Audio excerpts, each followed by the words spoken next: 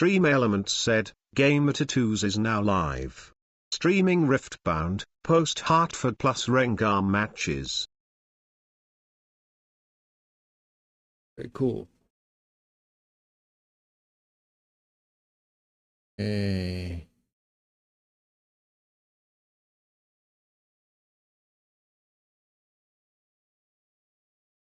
We're just taking a look at what's going on here.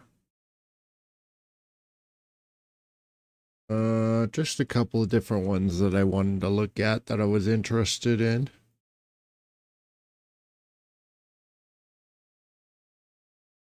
This looks like a pretty obvious deck. I wonder where they placed. Let's see. Decks. Let's get this.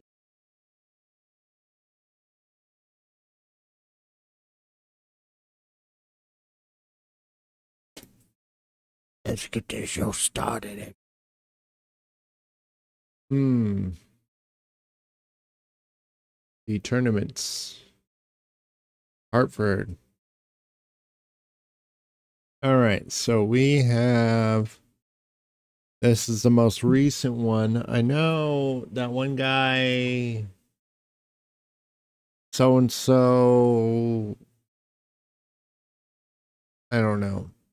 Anyway, we're live, and we're going over Hartford. I'm gonna take a look at a couple things real quick while I let people come in.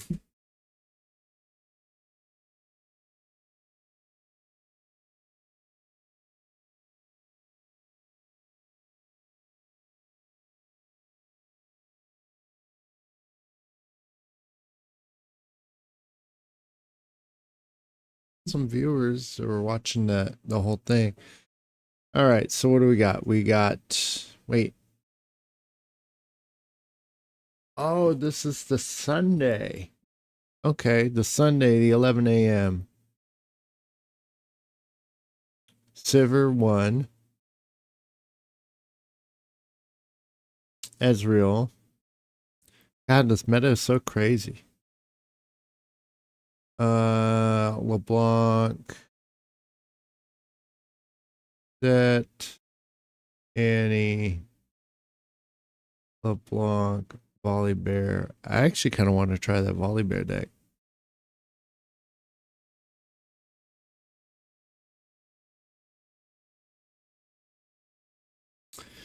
So many Dianas. So cheese. You guys are so cheese. All right. So I'm going to go over a couple different ones. I promise to go over to Best of Rengar. Now, I'm going to go over this guy's deck.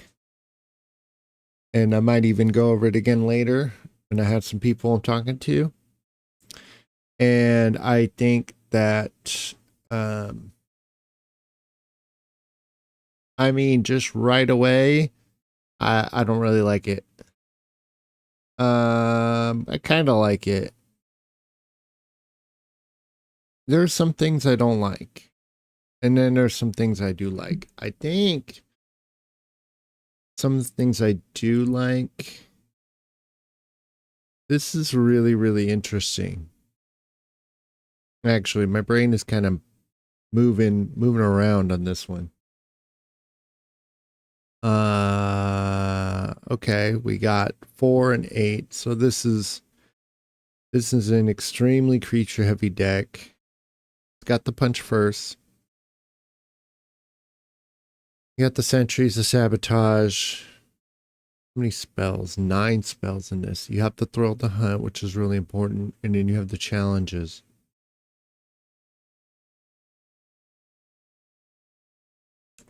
It's interesting. The one thing I don't really care for is maybe the Ferris, and that there's this is a very strange setup for a deck. But honestly, one thing I can say for it is like a deck like this is very deliberate, especially when you have like one Darius on the side, one Bryn. It seems like he's got kind of like all his areas covered. And then if he's fighting like a Kaisa, right? He's probably going to start just chucking in a bunch of Ferris Forerunners in there like no one's business. Which is an incredibly powerful card, if not for the fact that purple exists and has like tons and tons of bounce.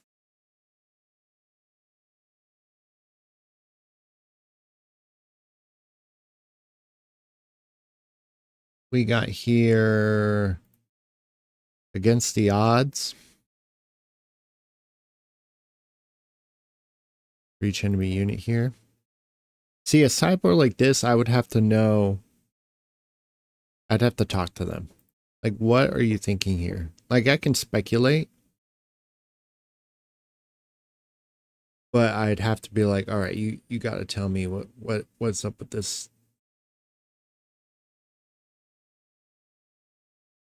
Because I feel like I haven't run into any situations personally where I was like, man, if only I had against the odds. I've had situations where I've been like, if I had sabotage, that would have changed the whole game. Or if I had one more control. What's interesting about this one though is okay, so he's got 3 pit rookies. No, he's got the 12. He's got the low to the ground 12 setup. He's got only 2 Grims and 2 Kinkus. What kind of curve is this? 2 Grims, 2 Kinkus, and 2 Pikes.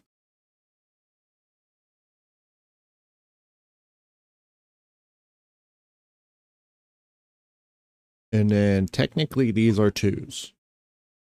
I mean they're 4s, but they're pretty much 2s. And then you have Italy. And Italy's probably one of the stronger cards. The only thing that's crazy is there's no Star Spring. Instead, he's got Seat of Power, which honestly, I can see that. I've had Seat of Power really work in my favor. Dice is really good. And then obviously, Arena's Greatest is like super vital, especially because of how fast you can get moving in this.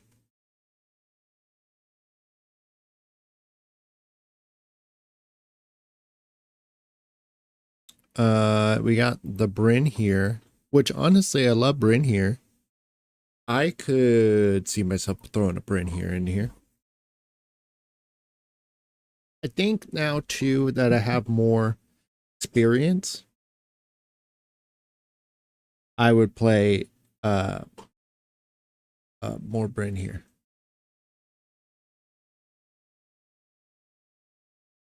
I kind of feel like I went in a little bit of a different direction with mine though.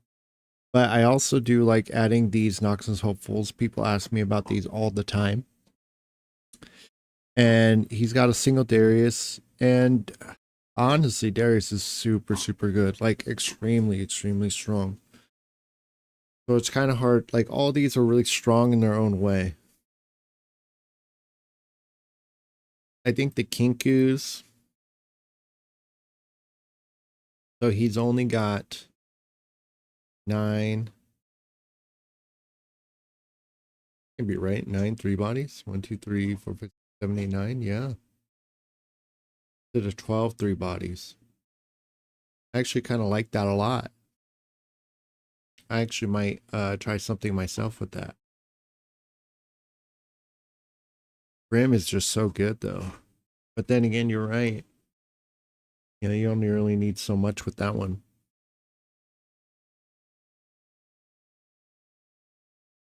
How interesting. The Kinku is really good though. He's also got less up in here, so that's just kind of interesting. We got the ears just for faithful. That's a staple. Got 1 sabotage. It's interesting. I would love to see him play. I wonder if there's one.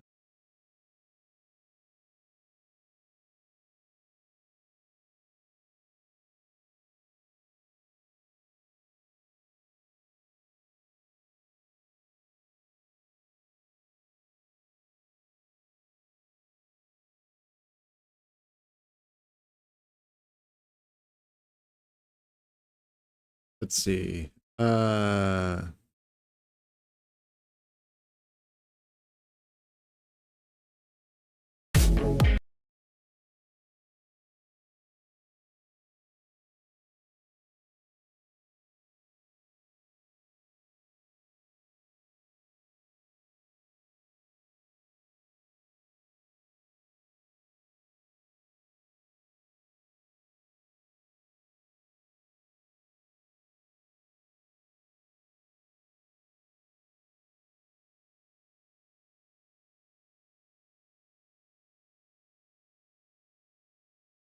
They didn't play that.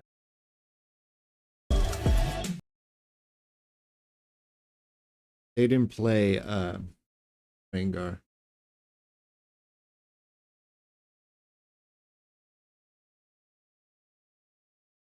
What?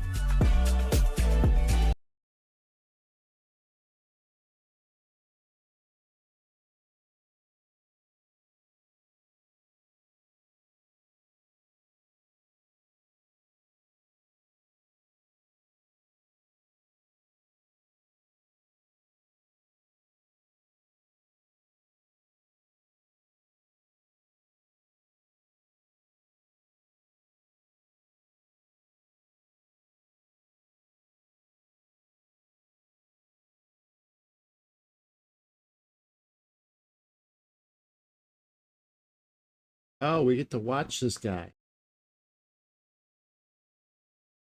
All right, I'm going to do a little VOD review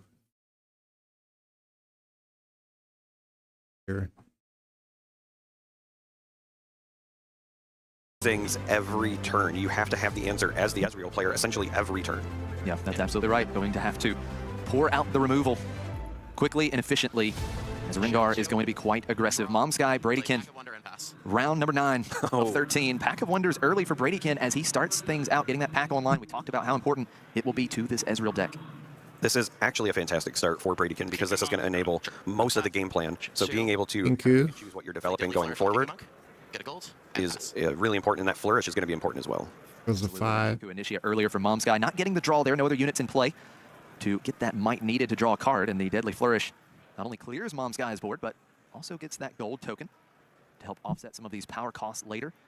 As we go back over to Momsky, we'll once again look to develop these plethora of units that we can find in this deck. Yeah, I think Momsky is just taking some time here to figure out which units you want to develop, because you do lose some value as a Rengar player when your opponent isn't playing units, because your ambush units lose their kind of surprise factor, and it feels like a waste to just develop them without using the ambush. That being said, I think Momsky also wanted to go wide on turn 2 Pike and instead of just playing one big unit like the Kai'Sa that we saw. Absolutely, being able to go wide is strong here. Try and avoid that one-for-one removal as we see Bradykin playing that Ezreal, discarding and drawing a couple cards.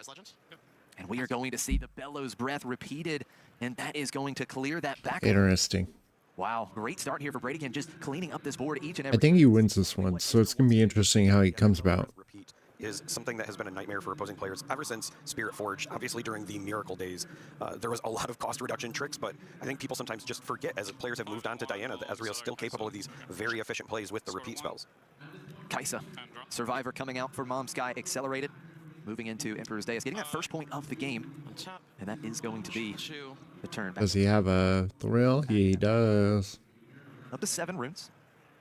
Now, I will say, I liked the play from Momsky the previous turn of just accelerating the Kai'Sa at this stage. Everything you've played has been removed. You're starting to run low on cards. Ezreal has already activated and drawn 1 card. You see the Pack of Wonders. So at some point, you need to not only score points yourself, because that was the first point scored in the entire game, but also you just need to refill your hand. Like, you need those cards. Now, I will say, there was potentially an argument. Oh, he doesn't know whether to drop the... Bouncing your own Kai'Sa back to prevent her from dying to removal. There could have been a play pattern where the Rengar just keeps accelerating units to the dais and then returning it. Yeah, that's absolutely right. Could do that. With that new ruling on Emperor's Dais, you got 6 mana open. For no energy, you would not get. He's going to play thrill at that battlefield, but nevertheless could be effective at just continuing to cycle the accelerated units, as you mentioned. Kai'Sa's able to get that card every single time she conquers, so you go in, you get that point, you get the card. But right now, it's 3 might to 3 might at this northern battlefield. And let's see the reaction from Momsky. Oh, thank you. My apologies. Judge, just giving a reminder that the Ezreal Legend is readied, and we are going to see the thrill. Going to which battlefield? So that thrill is going to banish Kai'Sa. Yeah, I was going to say that you don't have to announce where the move goes until it resolves, and you do want to make sure it resolves because Ezreal can run hard bargain. Let's see where this Kai'Sa goes. Can put it on either battlefield. Could try and sneak this extra point here at Sigil of the Storm. I would put it there, yeah, for sure. Finishes first. I pass focus. I go to 1. All right, so Bradykin will get on the board. Showdown, you focus first. We'll see if there's any response at this southern battlefield from Bradykin. He's going to bounce it. 5 Might Kai'Sa after In that a stack deck. Pride Stalker trigger. Bradykin going to dig for some options with that stack deck. And Momsky, I think, decided to go to the Sigil, both because of the points, but also because you Star are Cross. trying to force a big spell like a Star-Crossed if they want to stop that conquer. A lot of the Ezreal stuff kind of caps out at either 3 or 4 damage, so by playing Thrill of the Hunt, getting the Legend trigger, you go up to 5. It's going to require something like a Star-Cross to interrupt it. Starcross, great spot here because not only does it bounce the Kai'Sa back to Momsky's hand, but Bradykin will be able to reutilize that Ezreal Prodigy and dig for You more can just cards. play Kai'Sa again. Getting an extra card as well off the Legend activated ability because Bradykin did choose units twice that turn. Yeah, I will say the good news for Momsky is right now, the cards in hand is still pretty high. So far, Bradykin has not been able to kind of win the attrition war. The downside is the score is 1-1. And the later this game goes, I think the more that it obviously favors the Ezreal player because we already have the Pack of Wonders. And as soon as Bradykin kind of assembles the rest of the combo pieces, Momsky will not be able to keep up with the value. So again, I like this play. You accelerate the Kai'Sa, you get the points. It was just returned with the Star-Cross. I will say once again, there is maybe an argument to be made about returning it with the Deus, but at the end of the day, leaving the Might developed is still going to force a response. Oh, he's going to take my advice. Okay. Yeah, just thinking that one through, but we'll trigger that Emperor's Deus. So Kai'Sa being bounced back for no energy, but no Sandstorm. Okay, so he bounced it. 2-1 for Mom's guys. We go back over to Bradykin. And you're Oh, man. So Kai'Sa just got a lot better with that one, too. It's on Mom's guy to put big pressure here. Yeah, I Something to don't think this about. from Momsky at all. The reason I like just keep accelerating the Kai'Sa and then bouncing it is unless Bradykin has an answer in the showdown step or forces them to go over the top of something with some sort of hold, which we know the Ezrealists don't do very well, you're essentially just going to score points and draw cards every turn by playing the Kai'Sa to the Deus, rinse and repeat. So we are going to see that flourish. Okay, so once again, Bradykin, he's not leaving any units in play. I don't think Mom's guy has started a turn with units in play. Well, and again, that's why I like this idea of just continuing to rinse and repeat this Kai'Sa onto the Deus. Yeah. In many ways, what you're doing is you're doing a build my own Pack of Wonders, right? Mom, can we get Pack of Wonders? No, we have Pack of Wonders at home, and it's Emperor's Deus plus Kai'Sa. Yeah, that is absolutely right. Let's rinse and repeat the Kai'Sa Survivor back into Emperor's Deus.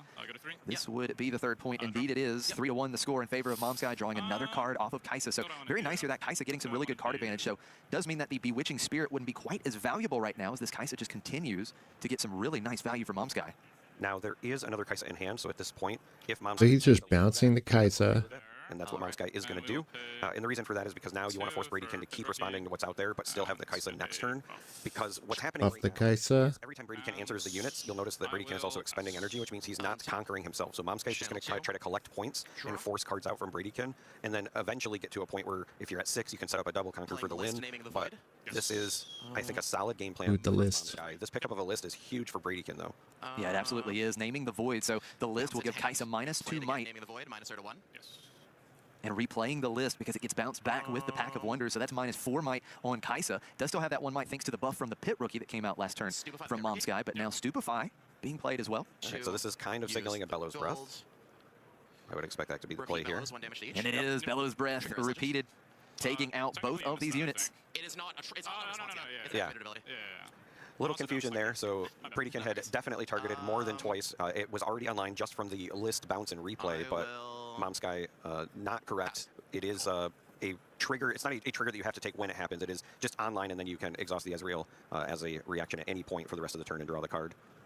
Well, the trend continues for Mom's guy once again, starting the turn with no units in play. Bradykin has Got another Kai'Sa. successfully dealt with this board each and every time. Just asking, what cards do you have in your hand? Over and over. Yeah, the player's kind of comparing hand sizes and realizing they're both doing the same thing, which is, you know, playing cards but then drawing cards, rinse and repeat. Again, this pickup of the list, though, I can't express how big this is for Bradykin. Mostly because He's used 2 of the Bellows. energy and that Pack of Wonders, like exhausting every turn. He's just Give something -4 and draw a card, and that is going to be every turn. Now you can't do it at reaction speed or action speed. It has to be on the turn of Bradykin, but that means that Momsky almost has no way of keeping anything alive long term. I'm going to Eclipse her. And now we see that Kai'Sa Ice Predict. coming down the second copy, moving into Emperor's Deus, looking to conquer once again, but Eclipse will give Kai'Sa -4 might. You can go bottom. And the Predict going through, Bradykin shipping that top card of the main deck to the bottom. You regain focus. Do you do anything with it? And looks like focus is being passed back over to Bradykin. And Gust is going to attempt to bounce Kaisa back. So we'll see if there's another response here. We're going to Inferna here at the Emperor's Dais before Kaisa is bounced. So that leaves a unit there at Emperor's Dais. And Momsky will successfully conquer up to 4. Halfway home here in game 1. And that's the power of the Inferna card, because yes, you've got the assault, but the ambush. Dang, I actually kind of like this a lot. Use these 1-for-1 removal options during a showdown. You can ambush it in for the low cost of just 2 energy and kind of secure the conquer point. So Momsky, I think, had a wonderful turn there. This is going to be an uphill battle, but because they were able to still get the point and end the turn with might on the board, they're once again going to force Bradykin to spend some sort of cards here. The downside is that the cards are just going to be replenished. Again, this Pack of Wonders plus the list, or Pack of Wonders plus Bellows, or whatever the case may be, you're always going to be able to draw an extra card per turn if you're Bradykin. Yeah, this combo is just Diddy. absolutely crazy here. That pack plus the list, and with Ezreal getting that card, but now the combo is just... Or whatever the case may be, Pack of Wonders plus the list, or Pack of Wonders plus Bellows, or whatever the case may be, you're always going to be able to draw an extra card per turn if you're Bradykin. Yeah, this combo is just Did he pay the power? crazy here. That pack plus the list, and If you're Bradykin. yeah, this combo is just absolutely crazy here. That pack Plus the list, or Pack of Wonders plus Bellows, or what?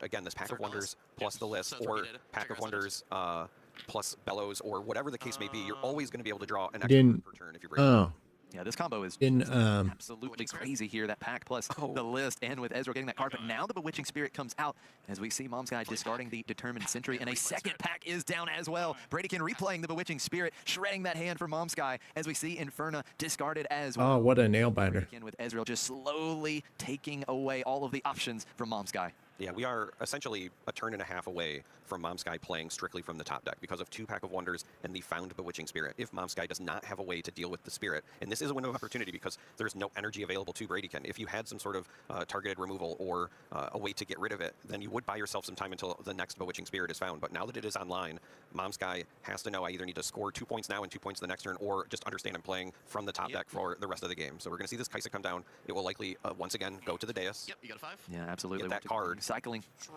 And, Kaisa. And we desperately need cards now that this Bewitching Spirit is online. So up to 5 goes Momsky. So I think what you're looking for here, if you're Momsky, is something like a challenge where you could use that to get rid That of makes the sense. Spirit with your Kaisa. But I don't He's deciding whether he wants to. There are some in the main deck, but I have not seen one pop up yet. He could play Kaisa again. Momsky still has 5 ready runes, 4 cards in hand after conquering there with Kaisa.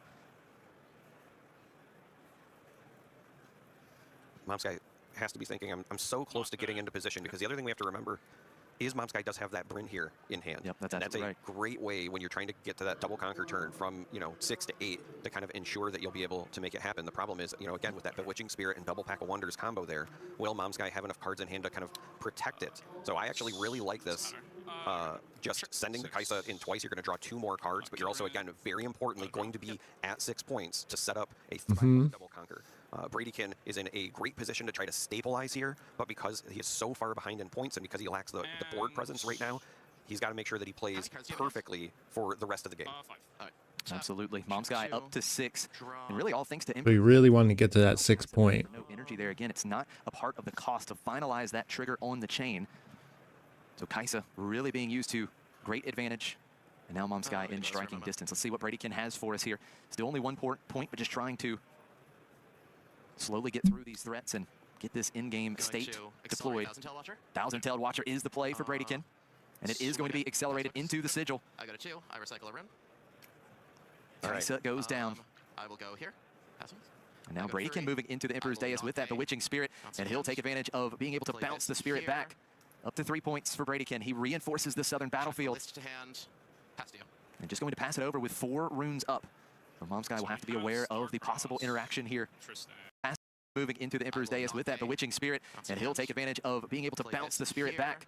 Up to 3 points for Bradykin. He reinforces the southern battlefield List to hand. to bounce the Spirit back. Up to 3 points for Bradykin with it. Kaisa goes down. I will Oh, go yeah. and pass to you.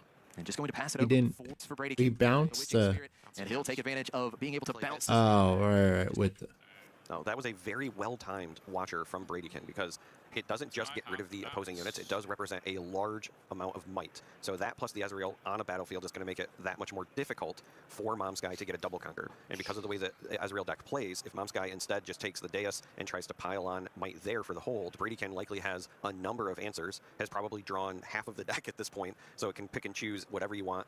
There's also anything that's already been played, like a Starcross, for example. You know that you have to account for Bradykin likely having Fizz in the hand, so you can get those back. So Momsky, even though they're at 6, I don't think they can rely on going to 7 and trying to hold. It has to be a double conquer, but that 10 might that is on the sigil right now is a lot to go over. And then when you factor in, of course, the 4 energy available for Bradykin, you're also still playing around cards like Starcross from hand. Definitely a tough situation here for Momsky. Triple discard, though. That's the question. Just trying to see what possible units he has. He's pretty much at 12. He can Kaisa is still play 3 and bounce 3. mentioned, holding's going to be extremely difficult. He hasn't been able to keep any units in play at this point. So the interesting bit is, I just heard Momsky say, I don't know what I want to hold through a triple discard. So I think Momsky is understanding I can't double conquer this turn. So whatever I do, assuming Brady does a triple Bewitching Spirit the next turn, what am I going to have left after that? So just trying to navigate not just this turn, but also the following turn and the effects of it. And so that's why we're seeing just the Fey Folk come down, the rest of the cards held in hand to protect from the Bewitching Spirit. Yeah, the double pack of wonders with the Bewitching Spirit, just crazy. And we're going to see the Spirit at the southern battlefield as the Hopeful gets discarded. It's down to just 4 cards in hand for Momsky. Pack replay. Spirit. And so this is exactly what Momsky was worried about. We're seeing Bewitching Spirit come down for the second time this turn. Gonna get rid of the Ferris Forerunner. Ferris. Here comes That's Bewitching good Spirit pick. number 3. So Momsky properly identifying. Oh, We're also gonna- Starcrossed instead. Looking to bounce back that Fey Folk. I think Momsky here trying to figure out, okay, how many runes am I going to have to play with next turn? Has the Darius in hand. We know about Kaisa. I think this is a very good play from Bradykin. Even though it looks unassuming, it's just 1 might. The Fey Folk is something you want to get off the board if you can help it, because if it were to drag the Ezreal over, it might make breaking the might on the sigil that much easier. So you don't want to have a situation where the Fey Folk pulls one of the units to the dais and then you ambush in something like a Rengar or another Got unit, in Italy. victory, and then Thrilla the Hunt to the other side. This is definitely a heads-up play from Bradykin to identify the ways that they could break through this battlefield, and instead of being greedy and going for the guaranteed triple Bewitching, instead played it twice and then opted for the Starcross and then still leaves energy up for responses. Yes. Rengar Trophy Hunter, the chosen champion for Momsky, still sits in that chosen champion zone. What a nail biter. Momsky to work with here. Do we finally see the chosen champ making an appearance? Rough. A difficult situation. Rough is how he describes it. Worried about the round timer because we're already past 20. Here comes the Trophy Hunter down into the Sigil of the Storm. Can be played All right. the battlefield You where go those first. enemy units are Give him located. +1. 7 might chosen champion.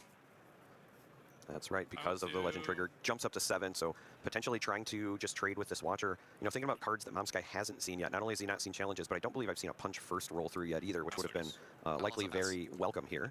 And it is just going to be the trade. Watcher for the Rengar.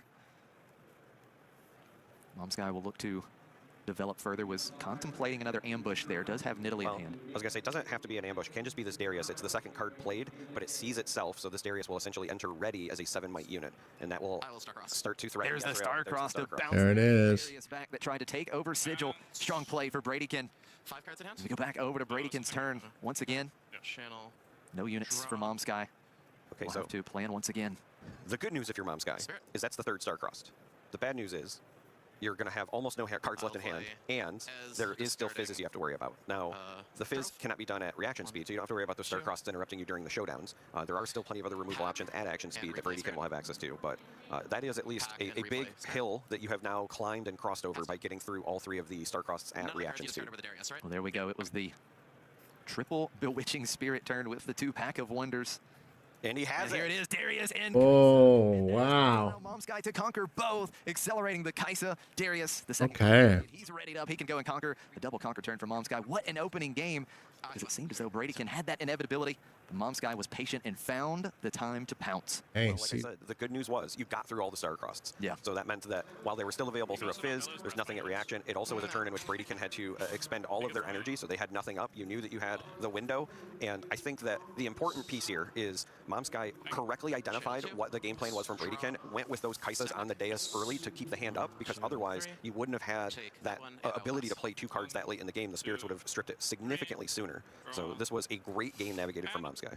Here we go, game 2 of our round 9 feature matches underway. Bradykin started out with that stack deck as the Faithfolk comes down for Momsky and is met instantly with that deadly flourish.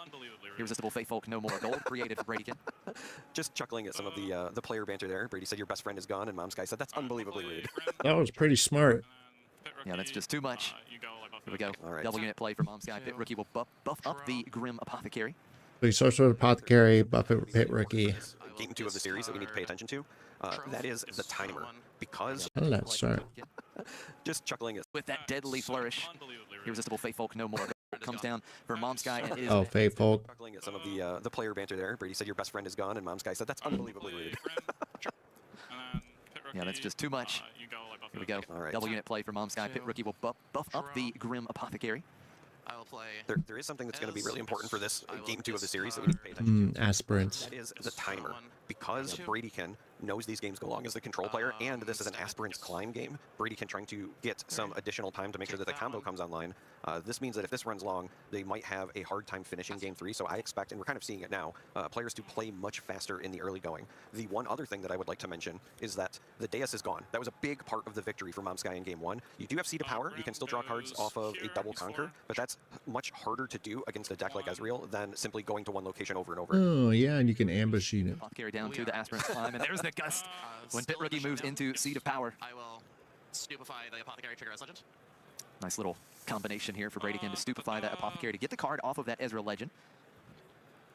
It's kind of slowing down some of the momentum for Momsky. Denying that extra card off of Seed of Power.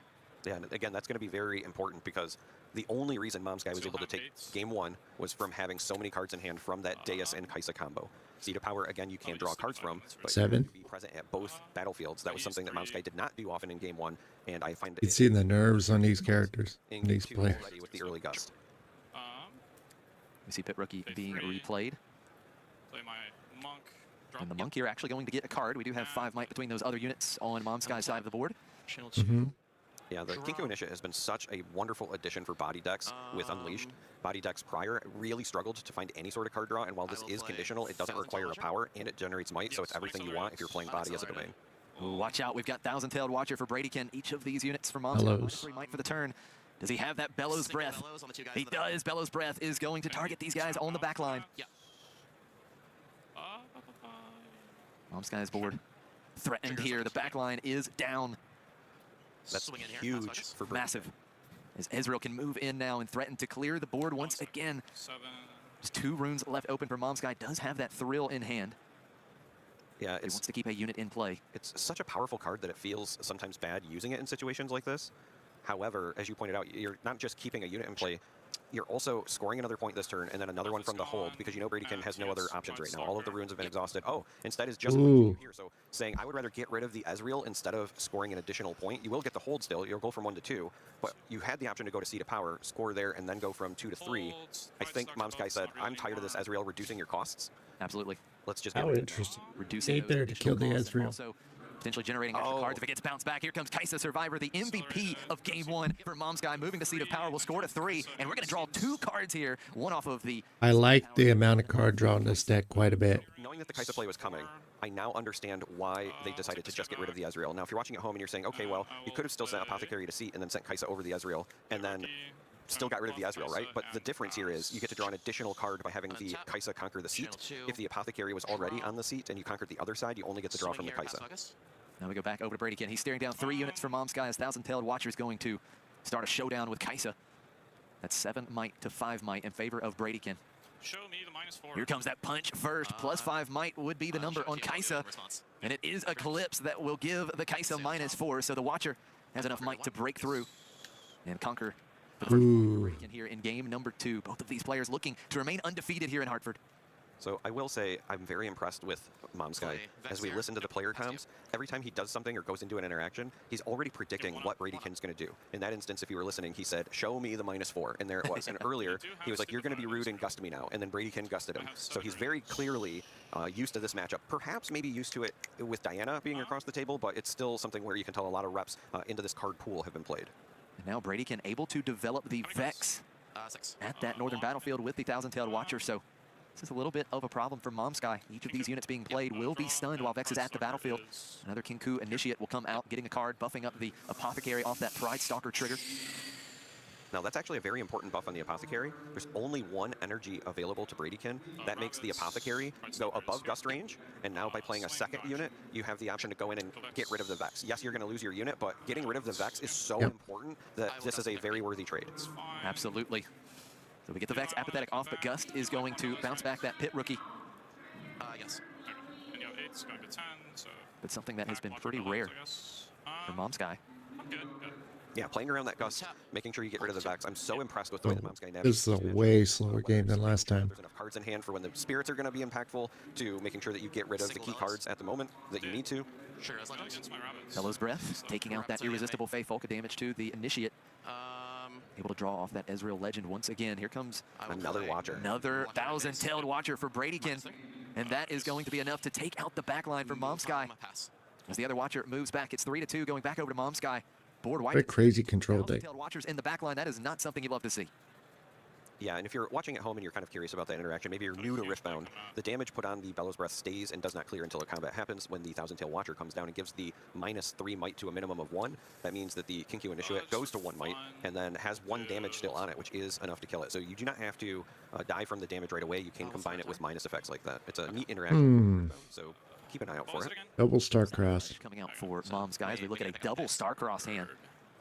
Bradykin. We're gonna shoot It's a double Starcross hand, but also this is the second time this weekend on a broadcast that we have seen the Angler Beast come Yes. in from people's sideboards. That scary fish is apparently the new tech for maybe dealing with some of these go wide decks. Again, maybe predicting popularity increases from Azir or Victor after their performances in Utrecht. Yeah, that Angler Beast so good against the tokens. I mean, you're looking at right now, it's going to likely come down and just bounce this board. Yeah, that's absolutely right, because both units developed on the backline for Momsky. Just 2 might total right now after that buff from Pit Rookie. But Bradykin has the Thousand-Tailed Watcher moving in. Ooh. He'll score a couple points. I trigger seat. The Vex reinforcing the Aspirant's Climb, a card off of Seat of Power.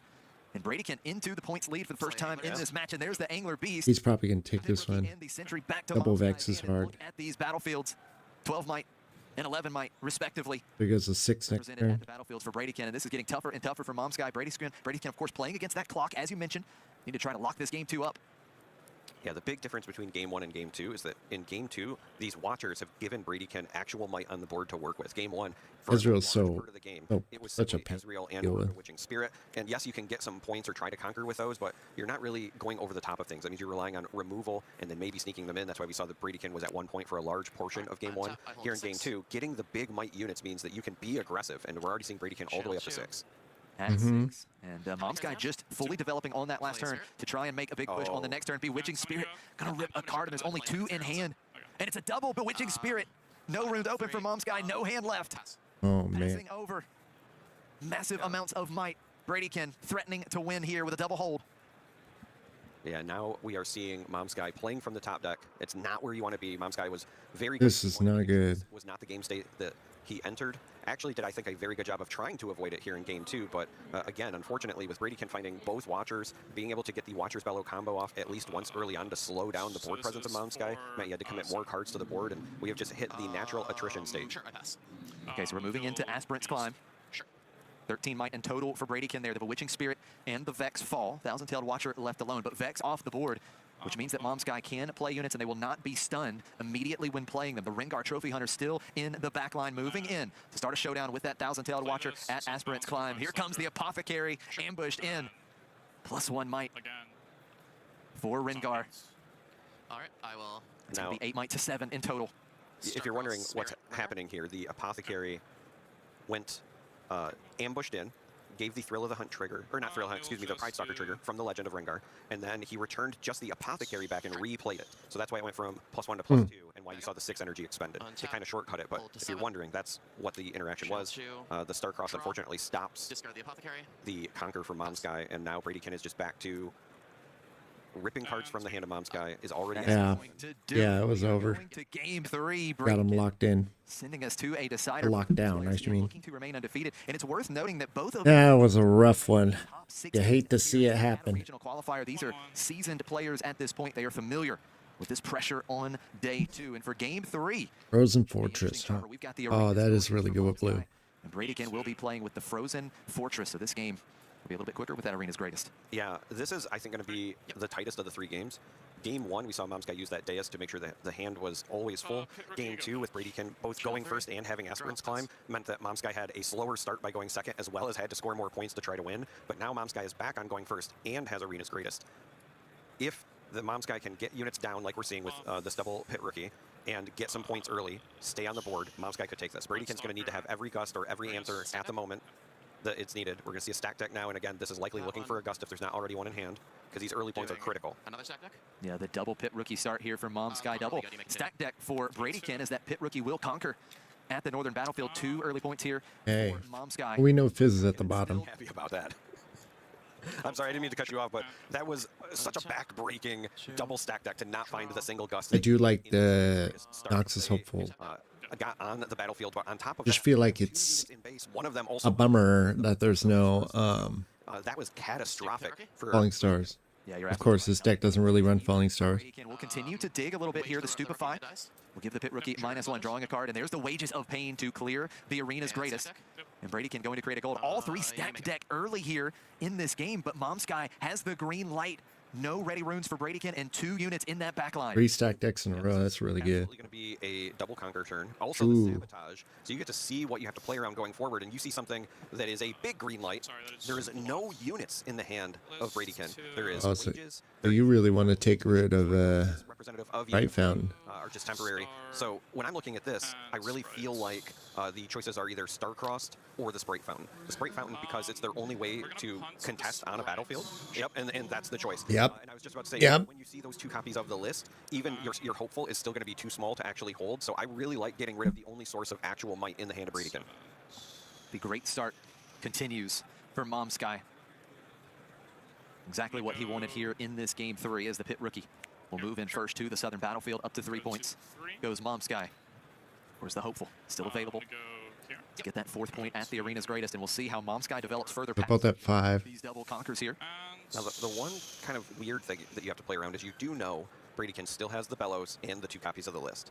So you don't want to put yourself in a situation where a repeated Bellows plus list activations is a complete blowout, and that's why we're going to see only 1 unit at each location. It is the safest way to play around the list Bellows combo. So here we go, the list coming out, calling Bilgewater, and with that damage from the Frozen Fortress. Oh, wow. That's such a good... Getting a damage dealt at the start of each That's good tech. pit rookie with the might being reduced is killed, and the battlefield cleared.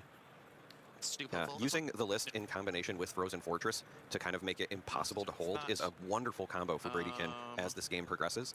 Again, I don't think he's going to play with any units. try to force a double conquer every turn. He's just going to have to try to control until he gets some units. I am concerned at this point about Momsky's cards in hand. So far, the start has been everything Momsky wants in terms of playing units, getting them on battlefields, rinse, repeat, get your points.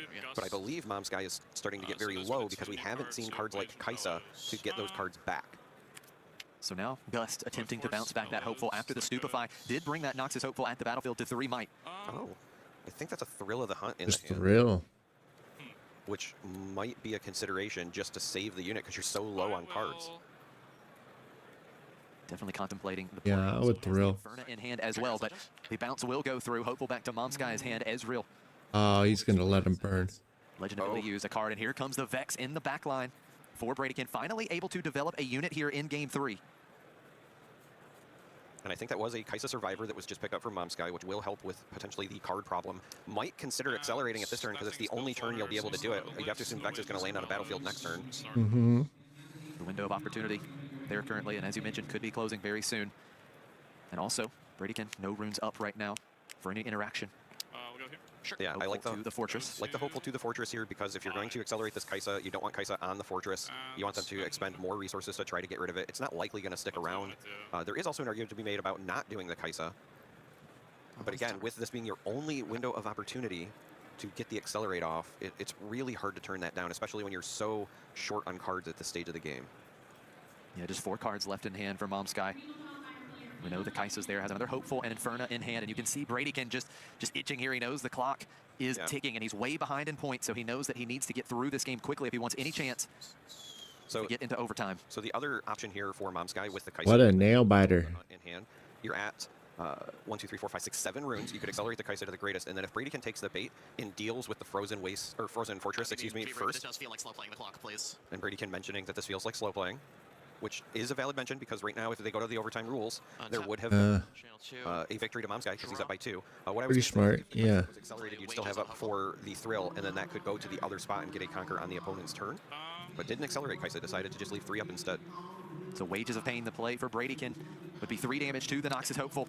And the Thrill of the Hunt comes out, the signature spell for Rengar, and Hopeful is moving into the arena's greatest, getting that additional might from the Pride Stalker trigger. And we conquer up to 6 for Mom Sky. In striking distance here in Game 3. A second list coming down. Noxus is the tag name. And here comes Vex into that northern battlefield. It's enough to take down the shrunk Noxus Hopeful. Bradykin up to 2 points. Kaisa remains in the back line for Mom Sky. And so 5 more runes to work with for Bradykin. What more do we have on this turn? Is there a way to answer Kaisa? So in a strange turn of events, Bradykin currently only has 3 cards in hand, which is rather low for Ezreal. That's about to go up by 1 after this Starcrossed is discarded and Ezreal draws 2. There is 2 copies of the list, so you could also activate the legend. It was just interesting that for a brief moment there, Bradykin was at a measly 3. 1-1.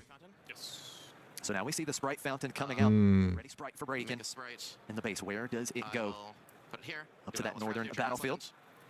We'll leave 7 might at the arena's greatest. Another card picked up off that Ezreal legend ability. We pass back over to Mom Sky. No runes open for Bradykin. 7, Keep in mind that Rengar Trophy Hunter is still an option in the champ zone for Mom Sky. So it's 3. Yeah. Double conquer and it's over. You do still have to deal with the Vex.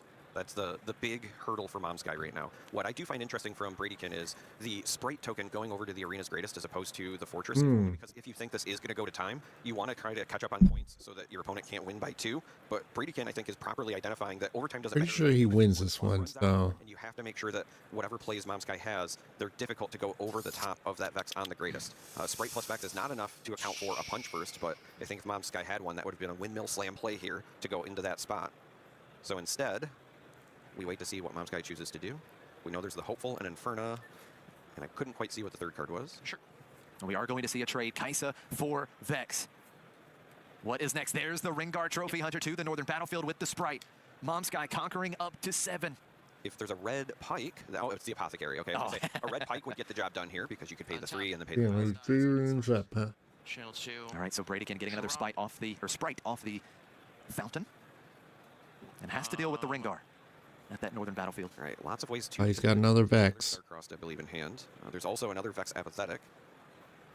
So we could see a situation where Move here, pass focus. the Starcrossed is actually just used on the Sprite token so that you don't have to return anything. And Bradykin also putting this Ezreal out there, I think this is fine because, again, you need to catch up on points if you're worried about things going to overtime.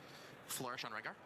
Okay, Deadly Flourish would be Swing dealing here. 3 damage to the Rengar. Now the Sprite moves in, threatening a trade at Arena's greatest, and the Grim Apothecary coming down with the ambush onto the Arena's greatest. That's 4 might for the Apothecary off of Pride Stalker. Bradykin has to have some sort of answer for the Apothecary, or else Mom Sky will just win when it comes back off of the hold. So this might be a forced Starcrossed, or needed to see what was in the hand. Anything like a Stupefy, yep, single Bellows. There's the Bellows. He's got the answer. The northern And then he's going to play Vex. play for Mom Sky, and Vex Apathetic back down on a battlefield for Bradykin. The chosen champ has been used. We're just under 4 minutes to go here in round boy. in Hartford. All right, this I think has to be for Mom Sky. Just play as much might as possible and pass. I believe there is only 9 runes available, so that should still be enough for Rengar plus double Hopeful pass, and then just hope that Bradykin cannot answer everything in your base. 2 cards. 2 cards. It looks like Oh, just double Noxus Hopeful. Just gonna Interesting. save the Rengar. The Rengar being in hand is known information, so Yeah. I feel like saving that feels a little awkward, if only because you know that your opponent is playing around it. Perhaps you're saving it in case Bradykin develops something to the arena's greatest, and then what you could do is you could run one of the Hopefuls in to the fortress, clear the Vex, and then ambush the Rengar to the other side. Replay as So now the Starcross bouncing a Hopeful and Ezreal. Ezreal coming back out right away. Could go back to that battlefield. That's the contemplation here. I'll replay it here, sir. And that is going to be the call. Discard draw. I will discard Gust. Bradykin will pick up another 2 cards after discarding the Gust. Has 5 runes to play with. Stoop Hopeful. Flourish Hopeful. Stupefy plus Pure as legend. Deadly Flourish takes out the other. Oh, Noxus. wow. And we go back over to Mom Sky with Vex still on the battlefield at 7-4 with 2 minutes on the clock. This is why I think I would have preferred also just playing that Rengar from hand. I don't think that you can count on Bradykin falling for the bait and putting another unit on the other side. And more importantly, you'd still enter this turn with at least 1 unit up. And if you're not crashing in to get rid of the Vex, which I think would have been valid, at a minimum, sending it to the greatest draws you a card as well. You don't obviously score the point, but you're low on cards in hand. Giving yourself additional outs, I think, would have been beneficial. So we'll see if the play pattern changes this time around. But last turn, I felt like perhaps Mom Sky should have just played as much might as possible and said, okay, answer everything. Because now we're back to square one, and as long as that Vex is there, you're out of options that you can do immediately. That card's so busted. Vex is such a menace in this format. One of the better units coming out of Unleashed. So difficult to deal with sometimes. Limiting your opponent's options, and it is just going to be another development turn here. All the might with the Rengar hopeful and the Pit rookie. So this is what I would have loved to have seen. Well, you get it this time, Charmer. It is 1 turn after, but we do see all that might develop. It's Rengar that is buffed. So a total. Hands are shaking a little bit. 13 might on that back line for Mom Sky, and Bradykin now within 2 points. It's 7-5. With that clock still ticking, closing in on overtime. Repeat Bellows, 2 damage to each. Oh, here comes the Bellows Breath. 2 damage to the back line. The Pit rookie down. Another card off of the Ezreal Legend. Knocks this list, -2 the hopeful. Here goes Hopeful off of the list. Still a lot of options available to Bradykin to slow this down. The Noxus list, replay it as Cat. Oh, the Pack of Wonders getting another list back out, being able to replay it. Oh, another Pack of Wonders, replay the list again. And that buff from the Pit rookie is the only thing keeping this Rengar alive at the moment. What does he have? Fizz. Oh, Fizz. Into Stupefy. Here it comes, Fizz and a Stupefy, and the back line is cleared yet again. Oh, it's impossible. Bradykin. Pass. Yeah, and unfortunately, I think Bradykin just realized it's impossible for him to win because the timer ran out, but he can force a draw. Mom Sky likely does not have an answer for what is on the battlefield, so Bradykin will score that whole point when it comes back. Well, that's a bummer. Once again, just has to You are correct. develop that Vex continues to be a menace. There almost certainly is. There might be 2. There's 1.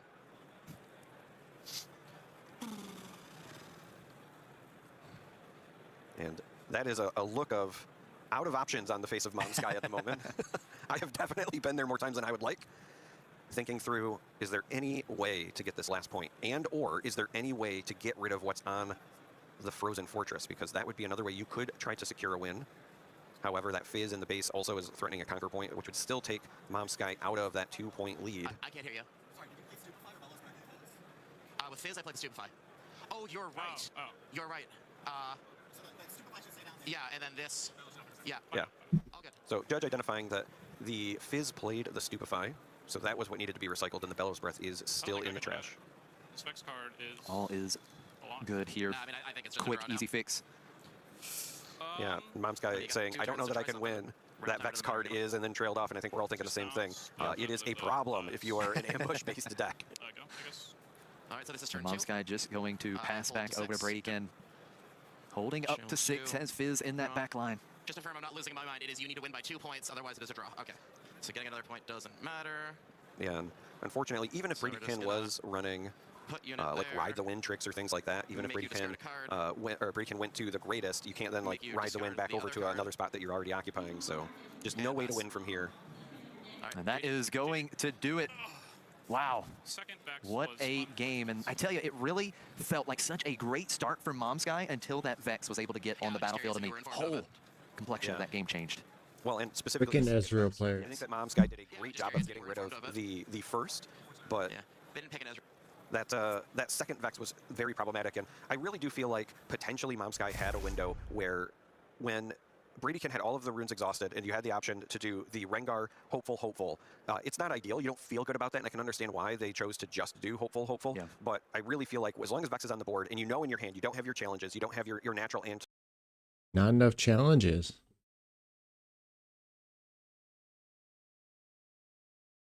Not enough challenges. All right. That was Rengar versus Israel. I think that's all of them.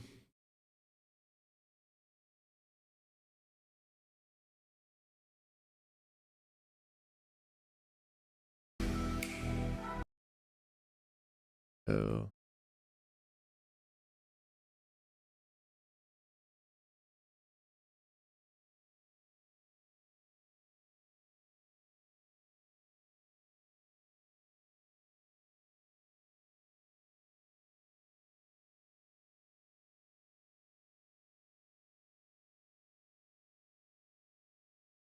Nope.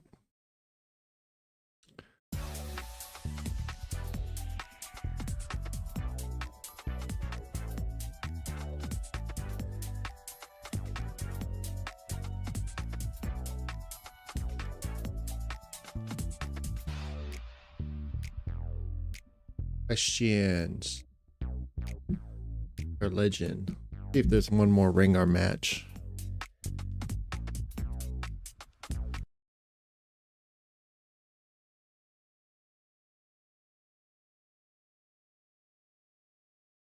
Of course, I want to talk about Irresistible Fey Folk.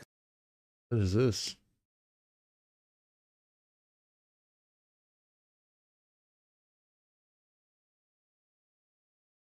Okay, so this is like Sam's list. That I am absolutely in love with. It is fantastic for forcing your opponent's best units into combat, and then you can some board presence early. Both of these are Okay. Are there any more? All right, we'll watch this. decks that care a lot about board presence. They're not necessarily what I would consider true aggro or an aggressive deck where you need to go all out every turn, but you are trying to get presence and then maximize it as much as possible. And when I say maximize, it could be with the might that you're developing or with the tricks. Kha'Zix, being a chaos domain legend, does have... I like tricks. Kha'Zix. We'll see if that is a difference maker. That's the sad We do part. see that Mr. Root coming out for June. We talked about that and the XP that it can gain.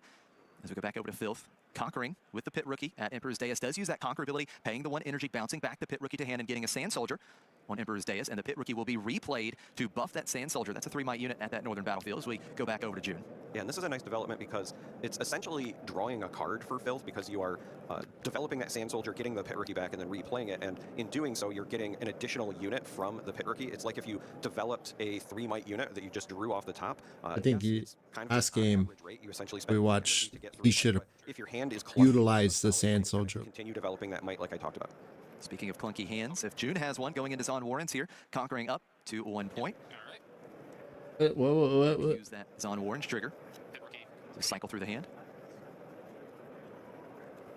All right, and maybe had a slight glitch, but we will consider this just an amazing replay opportunity. Yeah.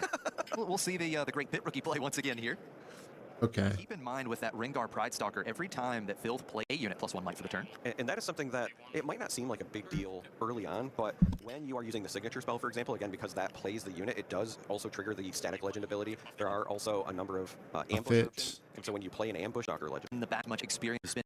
and Filth have ways to get it back, True. like Fizz. June is okay with getting rid of it. Either they're Next to base. flooded or clunky, or they have ways to get it back, like Fizz. That's absolutely right. Fizz plus Starcross, so good together. The 2 XP spent with the Kha'Zix Legend to move Mr. Root back to base, and Vex Apathetic developed for June, as Filth holding up to 2 points in the opening game, continuing to currently hold on to point tempo. Now we see the Kinko Initiate, and this will draw a card.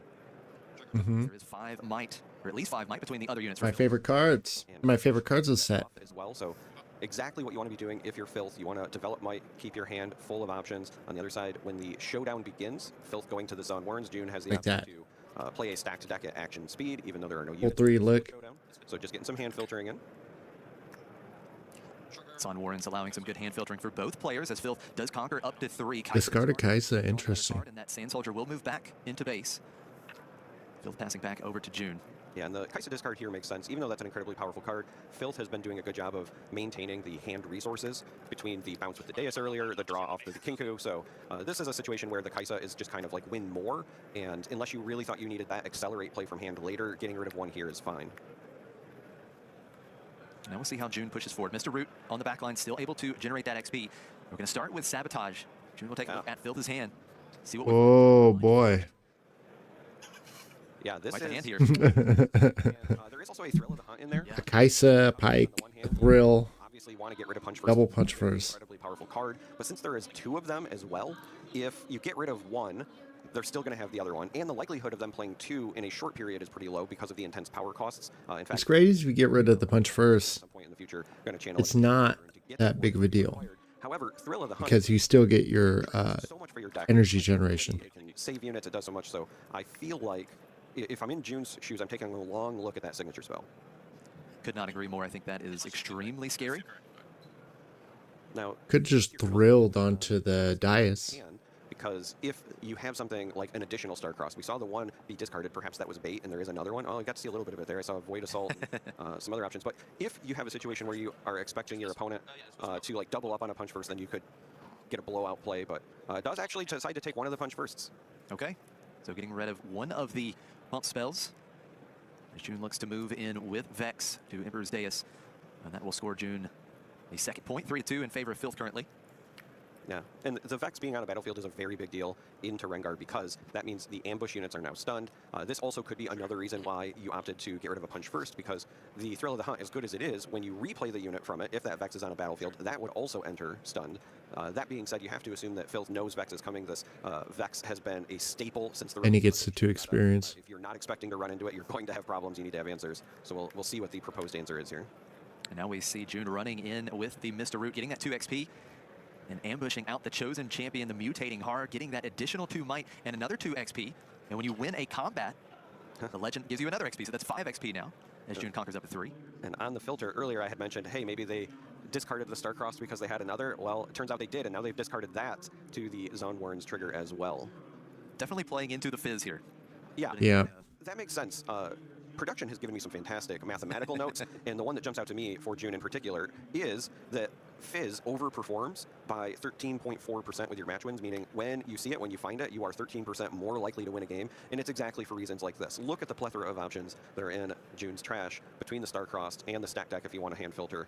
It's just such a versatile card while also developing the might, but here we're going to see Kha'Zix activate and save the Kha'Zix champion unit so that it can live to fight another day. Yeah, keeping Vex apathetic on the battlefield to keep that ability turned on. And all of these units that Filth plays while Vex is at that battlefield will be stunned. As Filth starts the turn. Still has the buffed up Sand Soldier. The Kinko Initiate in the back line. 2 runes open for June. Sentry, Rengar trigger to Sand Soldier. Thank you. All right. Got to hear the players talk about it there. Sentry, Playing the Sentry to use that legend ability, get the 1 might trigger from a Rengar Pride Stalker, putting those on the Sand Soldier, and now walking this in. Again, June knows that there's a punch first on the other side. That gives +1. Now here comes Grim Resolve from June. +3 might for Vex. So 7-5 now the might totals in favor of June. But there comes the punch first that we did know about. Ramping a couple runes here. And that is going to go over the top for Filth. Filth conquering Emperor's Deus. Vex killed in combat.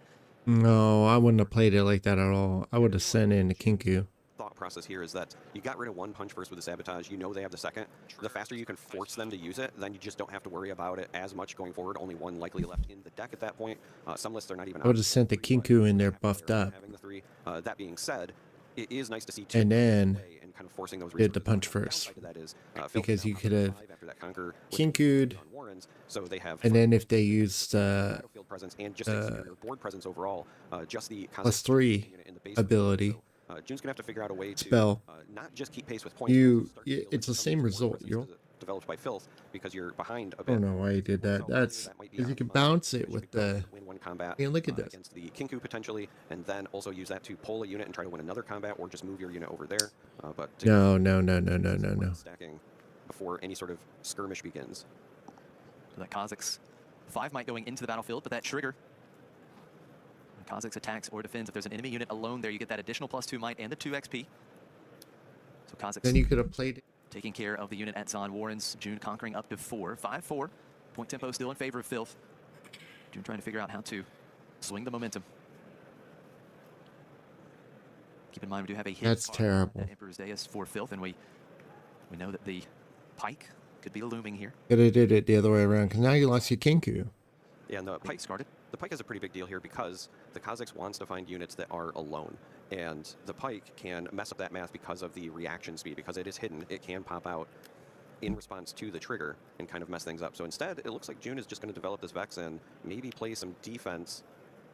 You go deep. Okay, so we're going to actually play that Void Assault. Did not realize the second one had been picked up. I saw the one discarded from the Zon Warren's trigger, but we're going to play the Void Assault. This moves a unit and then allows you to move one of your opponent's units as well. Void Assault's so good. Very similar to Charm and Ride the Wind in 1 card. So, Trying to move a sentry here. oh, interesting. I was going to say there was an opportunity to potentially send the Sand Soldier over to the Vex and essentially start 2 combats at once. We're still going to be starting 2 combats, but trying to get Yeah, rid of the Pike. So we're starting here? Yeah. So Kazakhs at Emperor's. Why didn't you flip the pike first? The Kazakhs at 9 might currently. Thank you. So this and Rengar trigger, just make it simple. So 5, 6, 7, 8 versus 9. Yeah, June still has the advantage here by 1 might. If you could have flipped it in response to to push in a unit from the hand of Filth, but the problem is that Vex on the other side. Yeah, so what this will do, yeah, I was gonna say, what this will do, however, is it should trigger the Pride Stalker, which would allow for 1 more might to go on the other units. So even though Inferna would be stunned, there should still be enough shame. to force this trade and repel the Kazakhs. These two? Yeah. Alright. Yeah, very strong play here. I scored 5, doesn't move speed. And then this Now- one's recalled. Why'd you score 5? Everything is stunned. Stunned, okay. Yeah, so the pike, the pike and the Inferna should have both been stunned because of the Vex. So, but I was gonna say, And she got stunned by Vex. Oh, no, you're right. Actually, yeah, I was gonna there again. I was gonna say this should result in a repelled Kazakhs. Right, not enough might for Kazakhs to get over. So, and for you at 5, right? How big was your Kazakhs? 9. 9? I had 10. One, it was like a little. I don't even want to watch this anymore. I'm gonna play. Oh, true. The That's terrible. That's absolutely terrible. We I got could have. it figured out. Let's see. Where are we at? We're at. Vex showing up here. This also could be another reason why you opted to get rid of that would have been Two and another only command Let's take a things off here. We're just gonna enemy unit alone there. You get that additive All right. when a good First thing you should have did Vex might right here for June. The king. is, so this is a 3 might and this is 3 might. He should have sent in the Kinku initiate right in here As Phil starts the turn. Still has a buffed up Sam. because he's gonna play. Rengar trigger. to He should have put this 2 might on here and sent this in because he's already gonna send in. Pride Stalker, putting those on. He's already gonna have to commit the punch first, likely, Again, June knows that because then he could have bounced this back and then replayed the Kinku. Plus 3 might for Vex. And then got another Sand Soldier, still have a Sand Soldier in the Here back, comes the punch first that we did know about. and have a 3 might in the back. Here.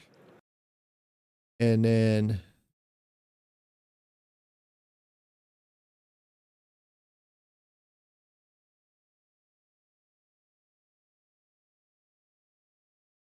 so he's gonna play the Vex. action speed because it is hidden. It can pop out in response to the trigger So you know what he wants to do, right? and kind of mess things up. So instead, it looks like June is just going to develop this Vex and maybe play some defense. So he, this one he has to pick his targets, right? So you flip the pike now, so he's at +2. Oh, interesting. Okay, so we're going to actually play that Void Assault. I did not realize that the second And then I saw the one discarded from the Zon Warren's trigger, but we're going to play the Void we Assault. flip this now, so this one has 2 units here. Your opponent's units as well. My Kazakhs here. Moving the Kazakhs here. That voice assault's so good. Very similar to a charm. And then- win in 1 card. So, So now that he's got oh, yeah, so everything there was picked, a- so now you flip it. You say, okay, well, full priority. What's your targets? I'll flip this. two combats at once. It'll prevent him from going to 9. Sentry. So we're starting here. Yeah. He'll just be a 7 to the 8, and he'll still get pushed back. Is the pike. The Kazakhs at 9 might currently. Thank you. It's And Rengar trigger, just make it simple. it's 5, 6, 7, 8 versus 9. he's gonna play the Inferno. 1 might at this battlefield. See, and this cost him so much. Here to It cost him so much. from the hand of Filth, but the problem to others. What the trigger the Pride Stalker, which would allow for 1 more might to go on the other. Ah, sorry about that. Sorry about that. As I had mentioned, we do also. A ma- So that means that Filth is either going to have to crash into the of Filth's hand. Gust can certainly be annoying, like I said before. adaptability from Kazakhs here. The XP spent to buff Vex, and here comes With Void Assault, to f- top with done. In fact, I got lost. you're going to be able to survive an attack from the Sentry. Have your Vex on a balance. now. Yeah, going into this turn, like I said, June needed to catch up with what was developed on the board and try to keep pace on points. I would say, even though you didn't match the points, you still accomplished a lot because now your board presence is significantly better. You know that 2 punch firsts are gone. You have your Vex on a battlefield, so unless they have a 3rd punch first, that is likely going to be able to survive an attack from the Sentry. So while Filth does go up to 6 here, which is a very important number because that allows for a potential future double conquer, etc., it was still overall, I think, a quality turn from June to try to claw back into this. Yeah, the Inferno coming back for Filth. Potentially trying to set up a possible double conquer on the following turn. Filth at 6 points now. And keep in mind that Chosen Champion Rengar Trophy Hunter, yet to be deployed here for Filth. Interesting. Holding to So, 25. I mean, you are correct. I do think that Rengar does likely need to be developed at some point, but by not playing it during your turn, if that Vex is still on a battlefield, even if you play it as an ambush, it's going to get stunned. So right. I would have liked from Filth there to see some additional might developed in base and then go over the top with tricks of some sort in the future. This, again, might signal a bit That of Kha'Zix is like a second Rengar. but since then, there's been quite a few cards drawn, so some unknown information. Now June holding up to 5, and we see some of that adaptability from Kha'Zix here. The XP spent to buff Vex, and here comes Void Assault. Uh-huh. Now, this is kind of brutal because Inferno will not get the Assault trigger. With Void Assault, even though you're moving your unit and theirs technically arrives first and they get designated as the Defender. So Kha'Zix gets the +2 for attacking in, and the Inferno does not trigger the Assault. And all he has to do is sit now. Generated for June here, up to 6 points. We are all tied up, and now it's just the determined sentry in the backline for Filth. Ignore the trigger here. Yeah. Can I respond to it? Because I didn't know that. I don't think I can choose not to finalize it, right? Choose not to finalize part. Okay. You can choose to not. So asking the judge about the Emperor's Deus trigger, Okay. and Filth wanted an opportunity to respond. You have to assume that the desire was to This is respond. so rough. Again, maybe trying to play that Rengar. 11-11, guys. Make a wish. If it survives and then recalls, you'd then still 11-11. unit besides the sentry to start this turn, but unfortunately Filth just has the sentry, and with that Vex on the battlefield, this is going to be a tall order to get into either location, and you have to get into at least one because this is a threatening win with a double hold from June at the moment. Yeah, very tough spot. Great turn for June. Filth essentially burning all the runes there, just did not use any of those runes on the last turn. Didn't have the window to potentially play the Rengar. Now we see the Rengar Trophy Hunter coming out, but June holds to 8. And Filth did not realize the score here. Oh, yeah. See, he's not paying There attention. we go. That explains why How? Filth Yep, that has does the explain previous turn. He had June at 5 points instead of 6, so did not realize the urgency. Yeah. Was just double Thrill of the Hunt in the hand, so we were talking earlier about, more cards had been Wow. drawn since we had that unknown information. Turns out, other than the Chosen Champion, there was nothing else to develop anyway, and the Thrill of the Hunt is basically useless with that purple Vex on a battlefield. We really saw the power of Vex Apathetic right there, and it's just so good against the ambush units and against Rengar in particular, because Rengar, one of the best units to come out of Unleashed, but if Vex is parked at the battlefield and you don't have a way to get her off, it is tough. Yeah, this is, again, it's one of those things that you expect since Unleashed came out. You have to have some sort of game plan for Vex Apathetic. That being said, I think the big story there was that Filth just had the wrong, point count in mind because there was far less sense of urgency. Now, here, this is interesting. This is exactly where June wants to be playing with the lead, but also you've got that Forbidding Waste, so if you can get something like an Irresistible Fey Folk early, if Filth has played a unit like they have, yep, there's the Fey Folk, so now you either have to answer it somehow in the backline or just kind of understand that you're likely losing a unit because that combines so well with the Waste. Incredibly good here. Filth once again starting things out. Star Spring and Forbidding Waste, the 2 battlefields in game number 2 here in the round 1 feature match of our Hartford regional qualifier. Inferno moving into Star Spring, and we will see a stacked deck from June in response here. So Inferno will get the Conquer on the Star Spring. There's no other effects Doggy that care June will time. have here with 0 energy available. Stack deck choices made. But again, because Fey Folk can move units, unless Filth leaves up some energy, up some resources for a trick, whether that's, a Punch First or even just like a Thrill of the Hunt, etc., that's likely going to be eaten. And we're going to see a Sabotage now, He's got and a healthy number of options for Filth to choose from. Yeah, you've got the signature spell, that Void Assault, Grim Resolve, and Gust for June, paired with the Vex unit once again. Just noting the cards here. What are your thoughts on this one, Trevor? So this one is interesting. I think it kind of depends on the rest of Filth's hand. Gust can certainly be annoying. Like I said before, you can use that to set up the Gust's super good, though. a unit by pairing it with another for the purple Kha'Zix. Gust can set that up. Yeah, and I was going to say, and so if you've got a number of units in your hand that are targetable by Gust, I think that's like the go-to option. If you are not worried about the Gust, I think Void Assault is the next best one, unless you're trying to deny the XP. But Kha'Zix is so good at generating experience points anyway that I feel like just playing around the +3 might from hand is fine, whereas the Void Assault creates additional problems because if you are trying to hide something in the backline, it can draw it in like we saw in game 1. I think actually this is probably a really horrible matchup for Rengar, especially if you don't know what you're doing. You have to play very tightly. Leave up that energy for potentially an answer to the Fey Folk. Yeah, we could see some interaction here. The Fey Folk will certainly look to try and take down Inferno at the Forbidding Waste. That Fey Folk, quite irresistible. It absolutely is. Now, if you're June, you have to say to yourself, what am I potentially playing around here? Punch First is not an option because there's only one body rune. And the Forbidding Waste with the Fey Folk is still enough to take out this Inferno because, again, the way that the movement stuff works, the Fey Folk, if it pulled over to the Waste, would still trigger Inferno as the defender. But instead, just going to go to the Starspring instead and play the Chosen Champion Kazakhs. I personally feel like unless you are going to pull one of these back to your base, sending both of these to the waste would have been fine, because that would prevent a trade into your Fey Folk. The negative might mean you wouldn't be able to assign any damage. But if you're already planning on pulling something back with Kazakhs, you don't want to leave a unit by itself. It does look like that's the case. We're going to pull something back with the Starspring. Yeah, I like this play. Love the Kazakhs Chosen Champion and the flexibility it gives. Yeah. Combination. What a duo. Oh, good. Kazakhs pairing up here, and Starspring playing into June's favor as Faithful goes back to base. I think this guy is just kind of playing this deck. Sorry, Phil. This game, Inferno goes I down. want to see you do well, but it's just not. Yeah, I was just about to say, this also signals that they're not likely going for a hold point. June, once you pull back the Irresistible Fey Folk, you likely also want to pull back the Kazakhs. It just gives you the most flexibility. Again, if they had went to the waste and pulled to the wayside, then I think you leave both there so that you're not defending alone. This is one of the problems is that But this is the safer path, because now you don't have to worry about accelerate options. For example, we see this Kaisa played. It could have been accelerated if there was a tasty trade to be made, but it's just going to be develop and pass from Filth to try to set something up for the future. Yeah, at this point, these units stay in the back. duck for that Kazakhs, mutating hard back over to June, moving into Starspring with Kazakhs, scoring up to 2-1 now in favor of June. Let's see if there's any tricks for June here with that Faithful to potentially try and grab the Kaisa. Yeah. With Assault. Oh, even From the worse, you need Soul Faithful said, when you have Master Faithful. Yi So this is finally Kaisa with a over. W. Kazakhs will Love to get see triggered. it. Ah. Attacking in Well, that makes one of us. meanwhile, because she is No, defending. I like Master Yi. I was actually thinking about playing him. So this means that even if Master Yi, it is not enough to go over the top, does that I matter? fight a lot of them. So June So, will win always like, more experience points as they're well. my rivals. But I am happy that Master Yi finally got a real honest W. That is great using And that. he's gotten top 8 so many times Kazakhs back to base, that Vex apathetic as well. you just can't, We're behind on point to push. Very tough spot for Filth. you know, like, when's he going to get there? When's he going to get there?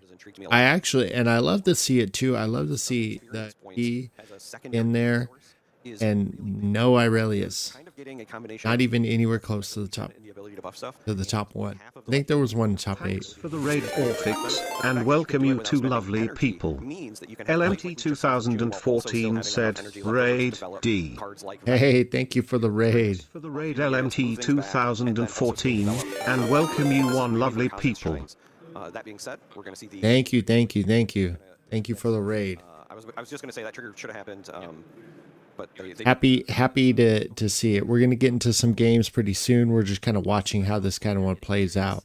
Into the challenge to take out June's Kazakhs in the back line.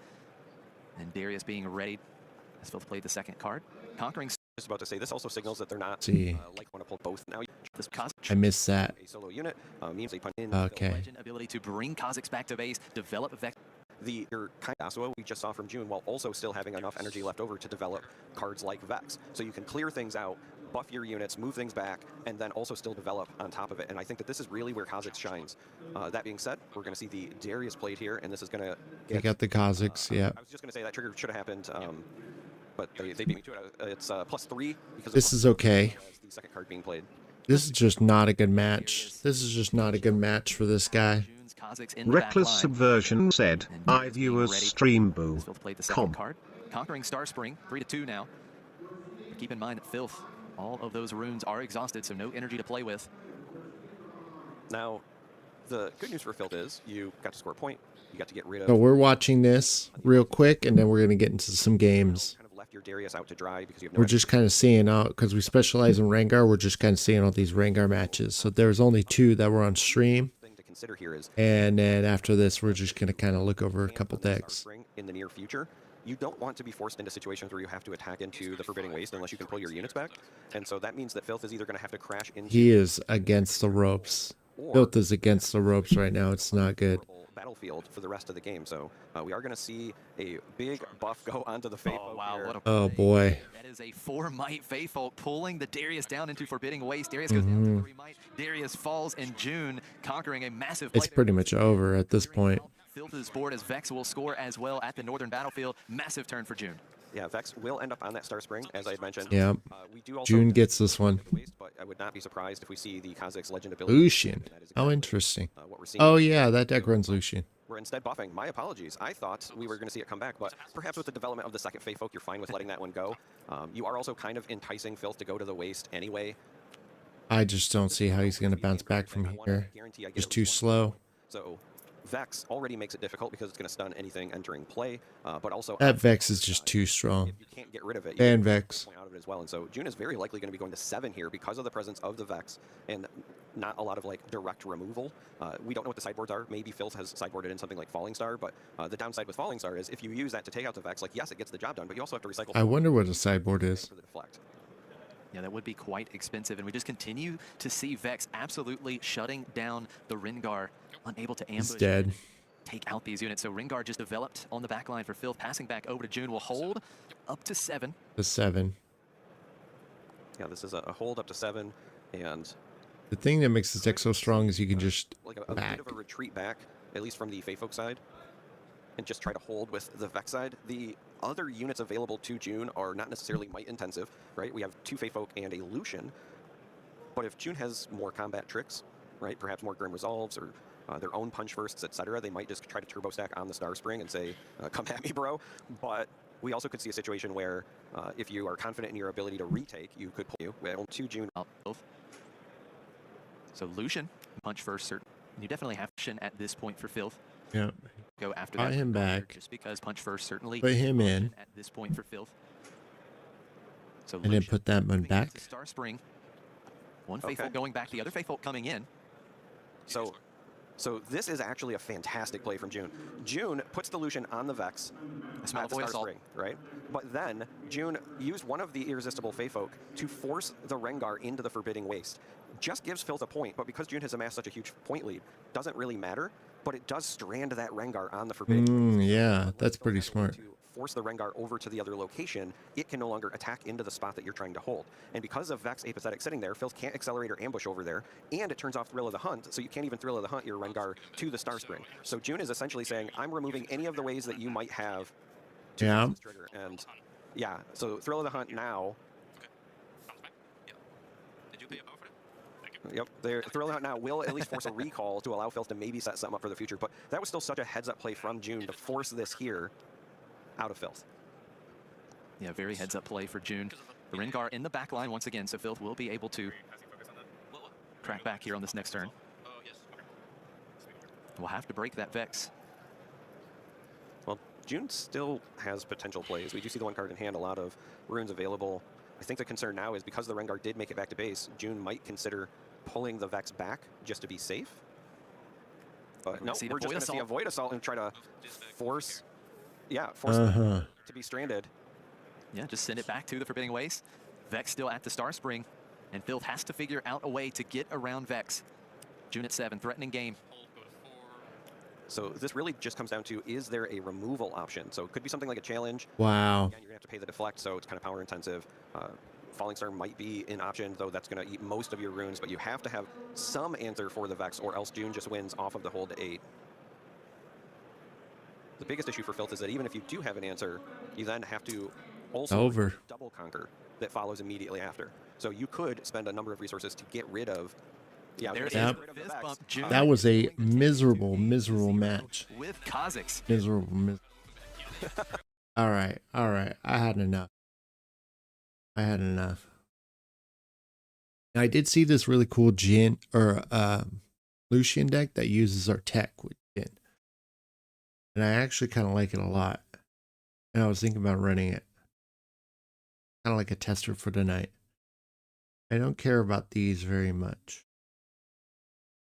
A weird one. Do you really need it like that? Challenges.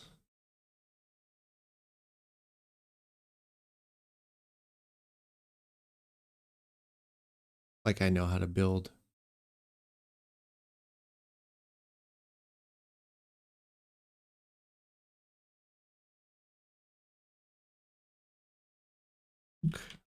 Hey folk.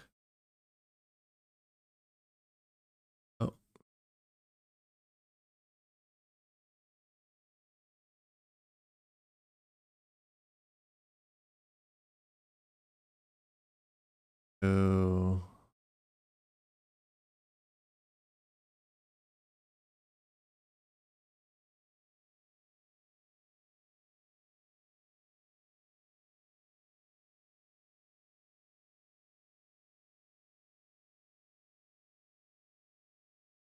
Got the one Lucian. That's why these decks are so easy to control.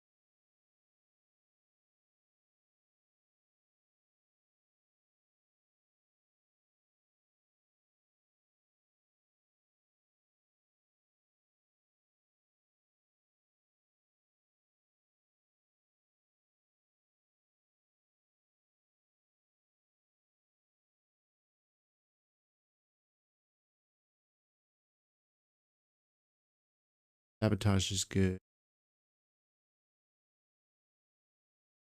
Sideboard 1.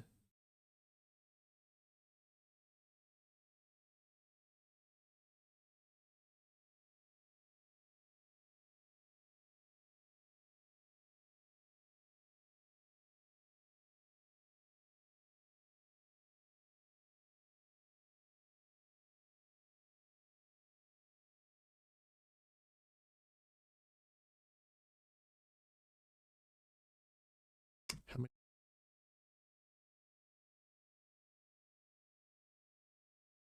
18's not bad. 18 units is not bad. 2 of these. No, Skyfall. That's delusion. Yeah, so he's got 3 of the battle axe.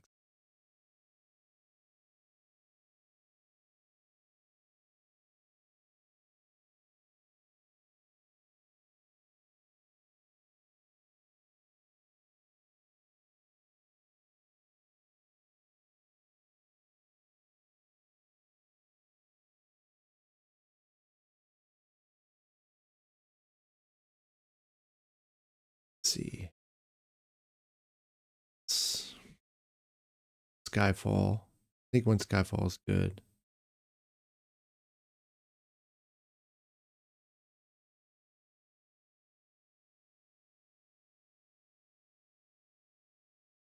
Kaisa. Apple.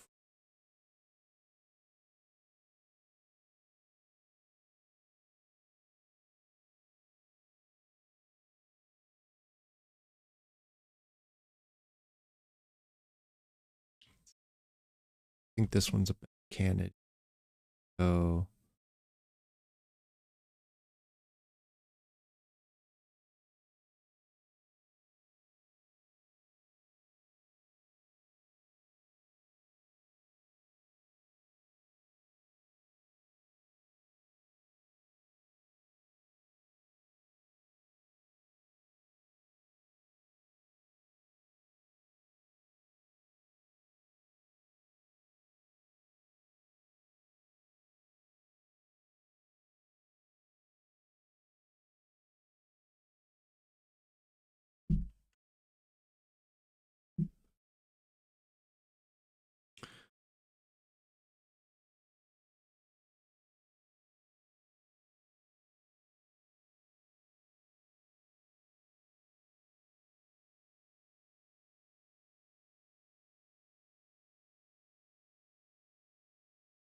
and 3Ds, 3Ds.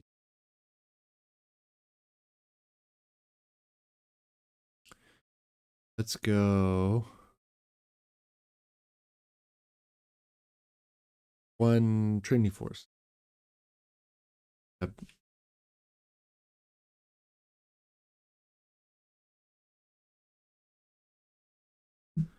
Light. This is gonna be the his deck. Light. We got 2 falling. Honestly, I feel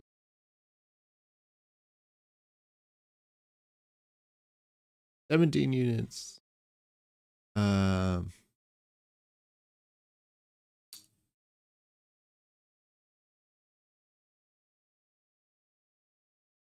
Lights.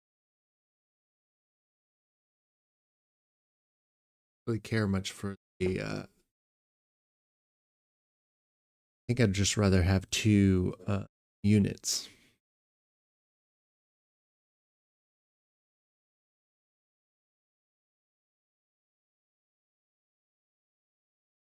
Yeah.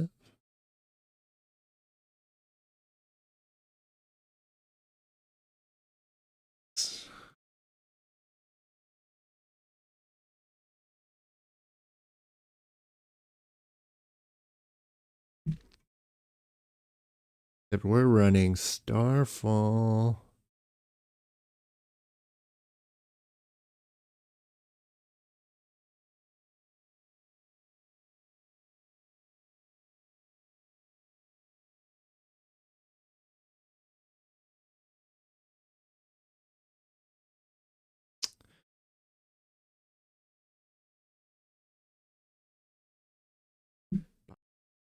Deck's gonna suck.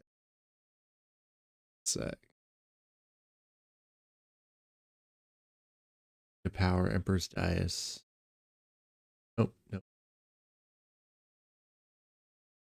On Second Temple. Alright. Alright. So we start with save. Add Lucian deck. Okay, we're gonna run this one. We're gonna have fun. Have some fun. I just want to have some deck. My bad, Lucian. I'm gonna learn real fast why Lucian is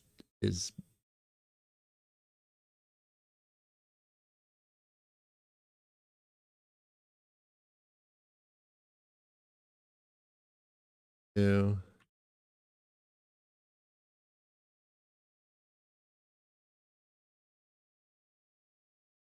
The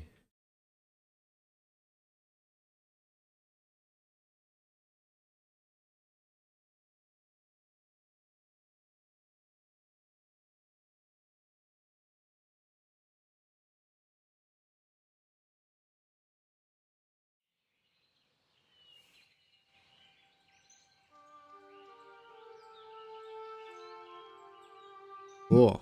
All right, we're ready to rock.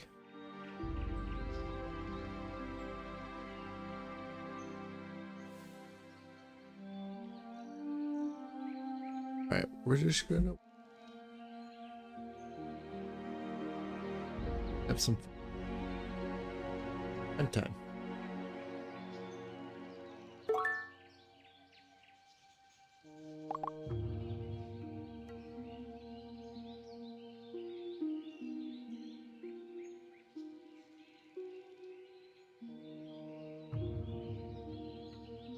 Copy.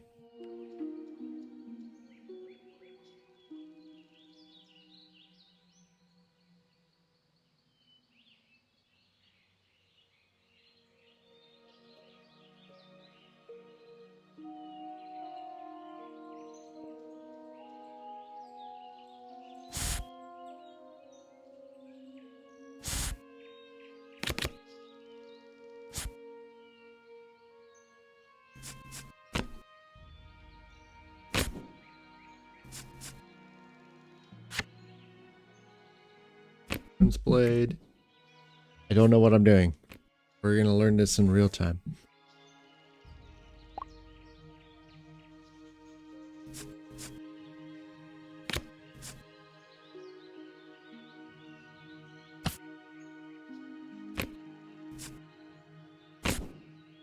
Hmm.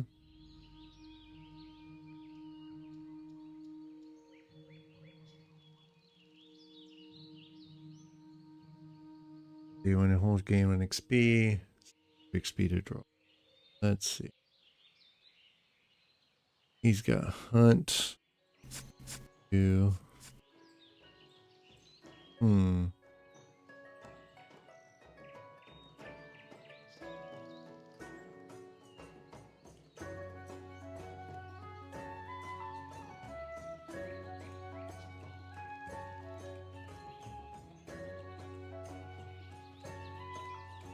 Five, six.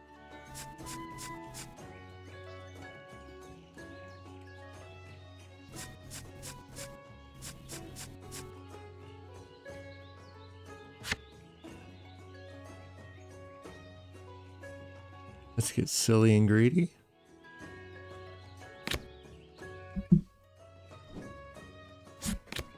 Let's get silly and greedy.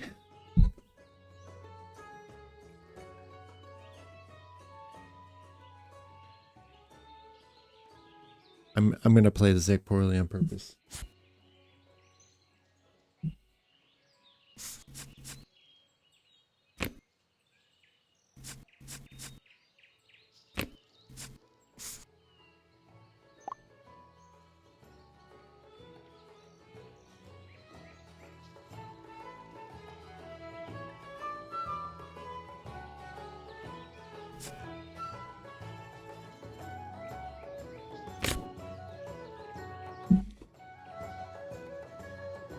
Hmm.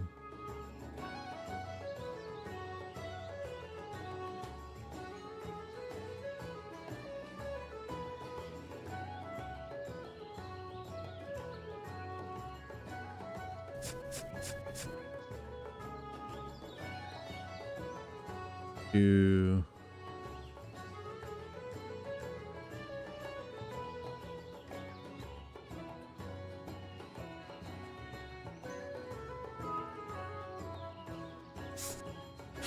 play Jin.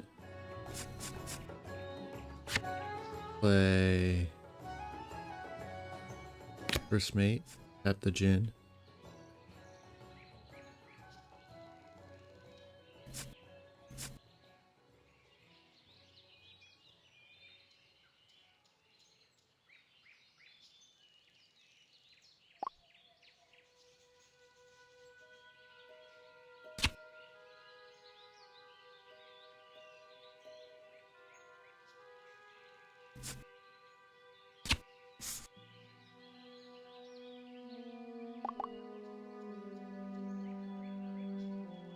End it.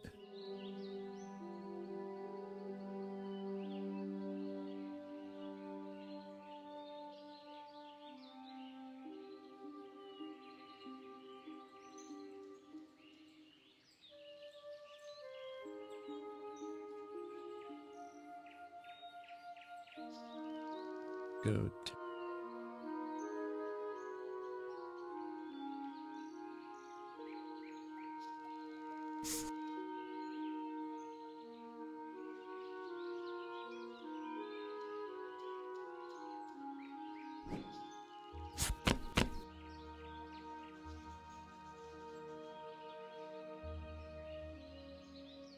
What a weird one.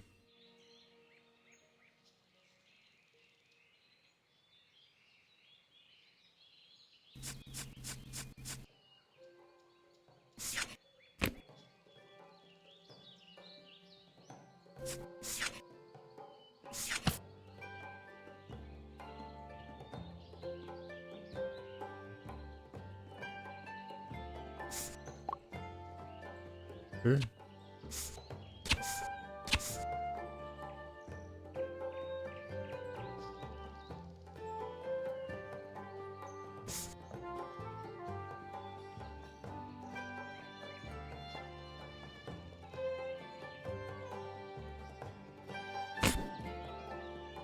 Hmm.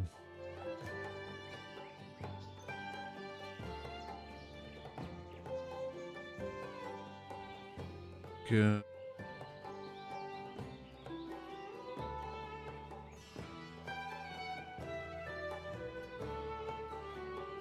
Got 6. Huh?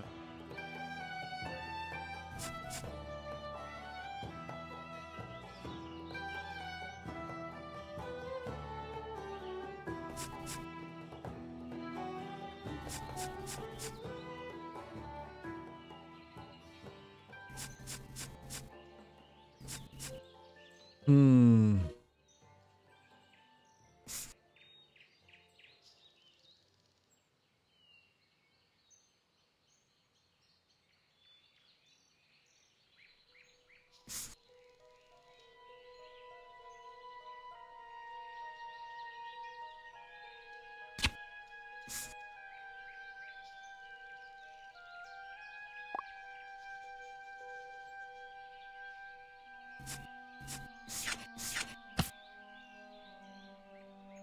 Verdict. Ooh.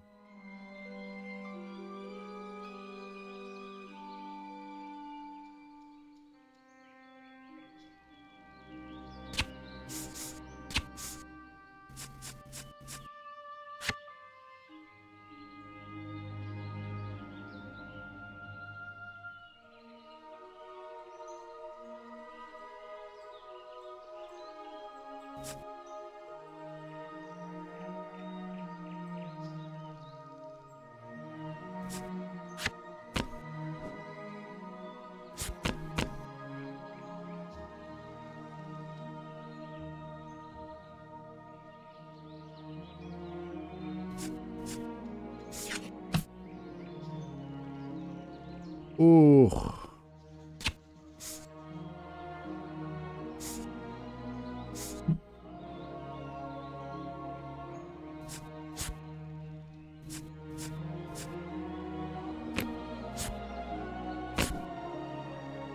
Hmm.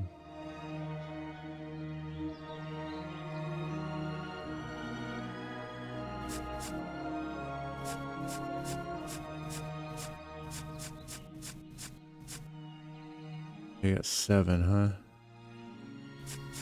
Dang, that was like everything. You had an answer for everything.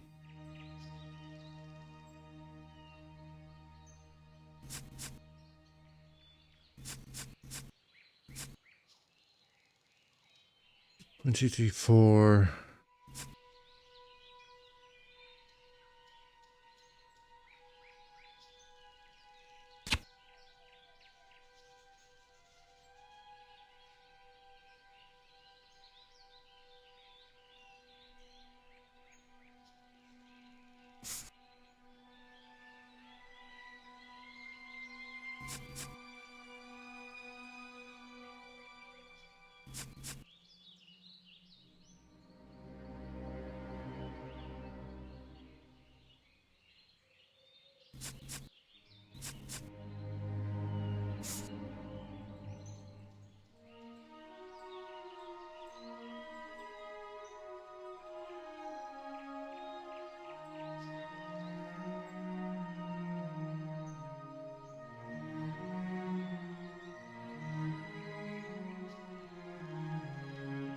Oh. Right. I think we're gonna get creamed.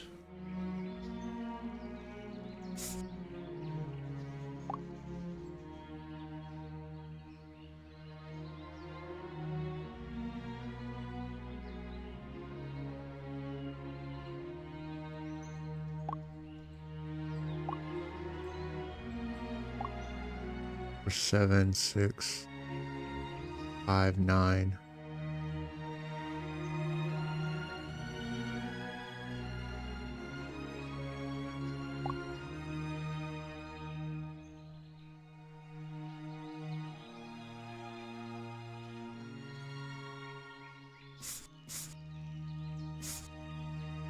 Six, 7, 8, 9.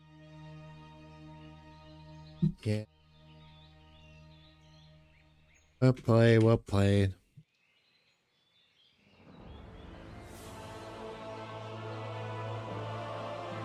All right, let's try it one more time. We'll try it one more time.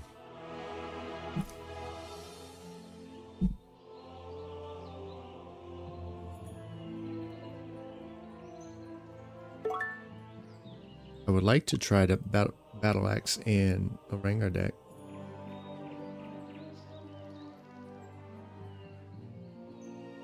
Pike, huh? All right, let's do Forge. I get to go first, huh? So...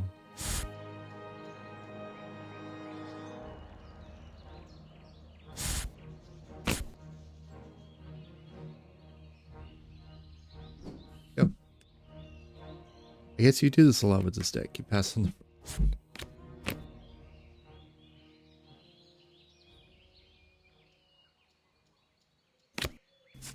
Uh-huh.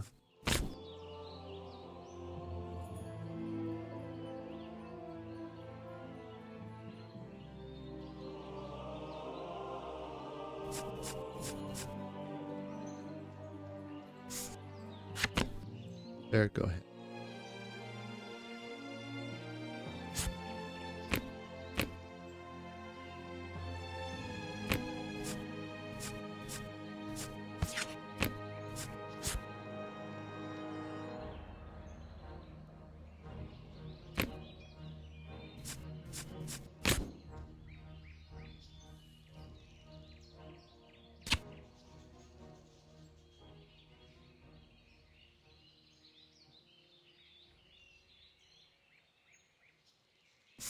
In.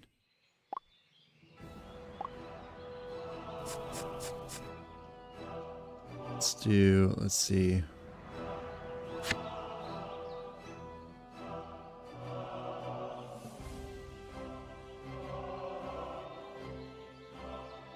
Battle axe.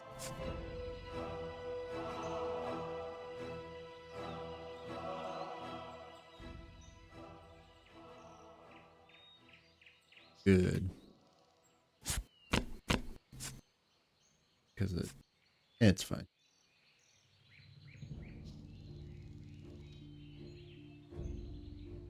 I forgot to use my gin.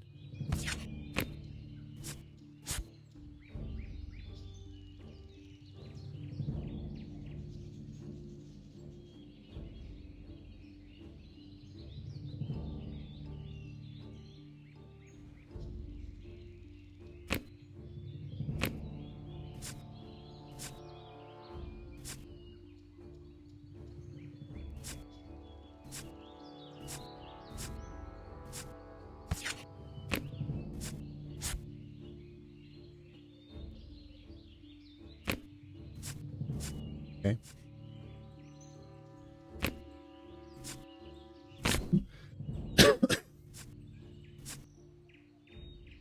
Two.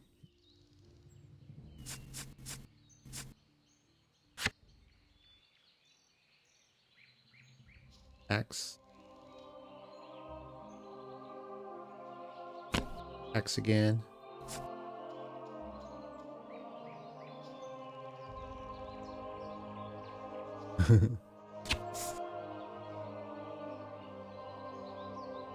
Three.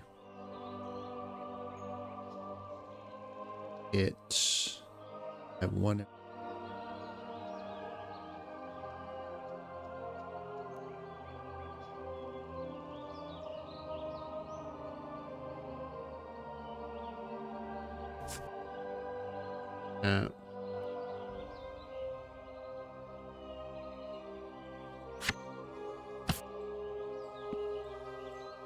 Challenge on that. Keep our control.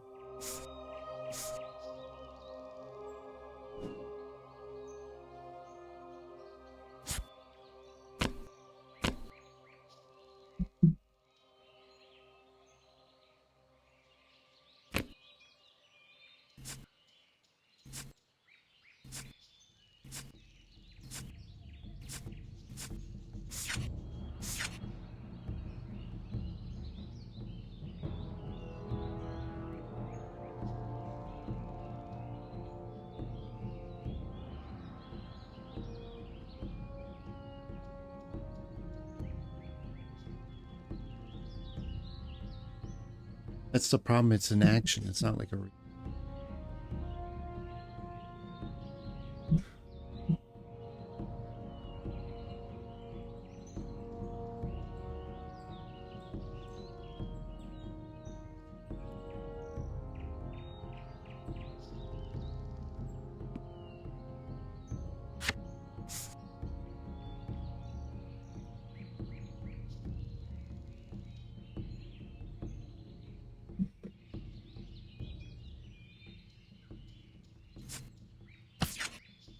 Mm-hmm.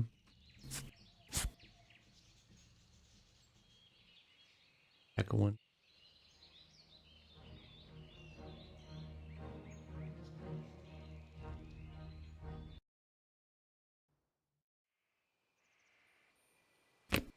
Sparkling up.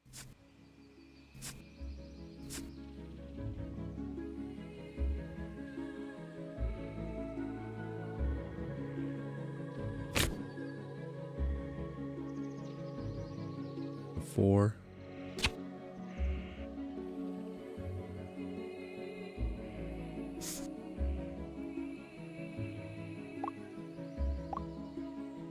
Five.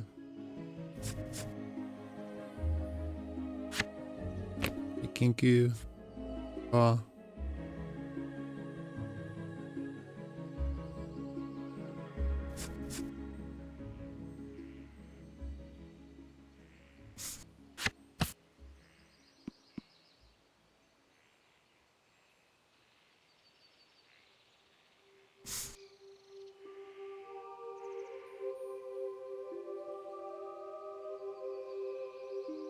We're already ahead, so.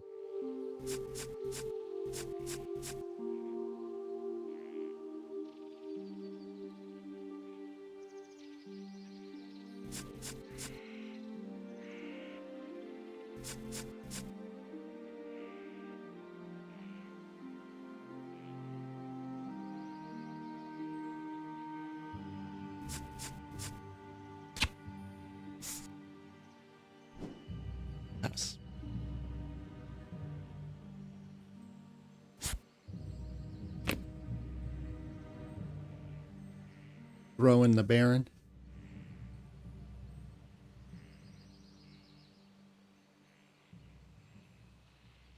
Let's hit the Baron. Let's see it.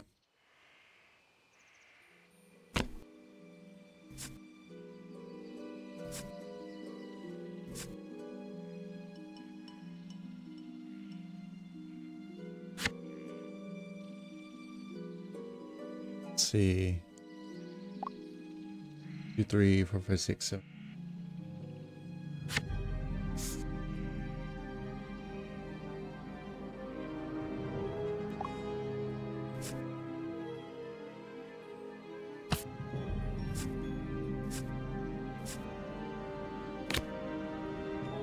Hmm.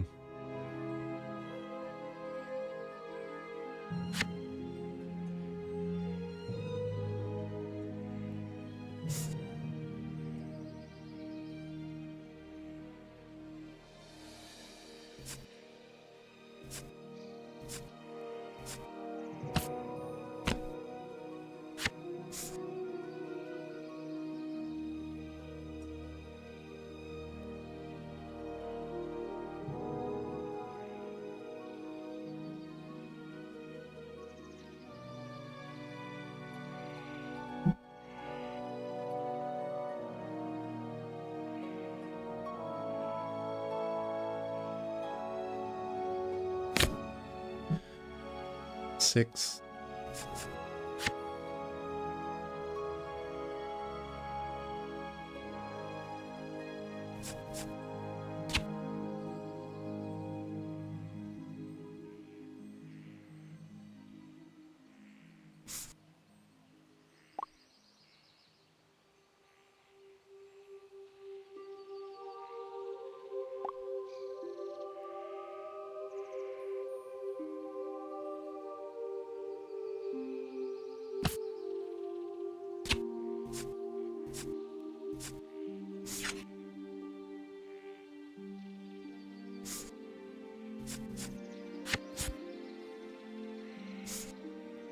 Let's do Faithbook. 7. Doesn't really matter.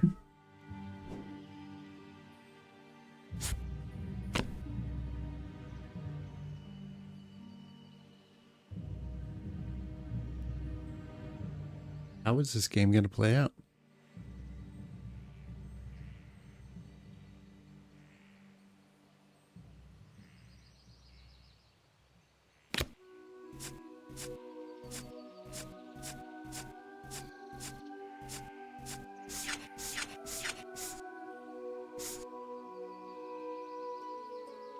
Nine, 10, 11, 12, 13.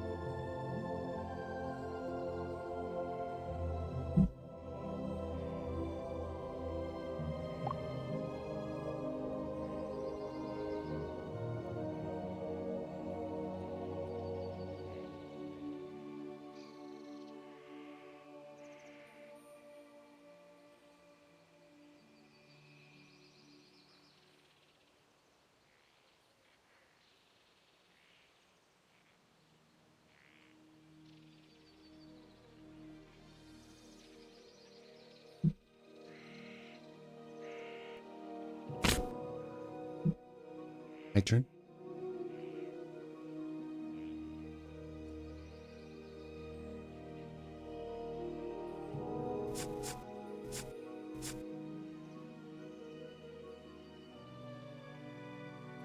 Let's see.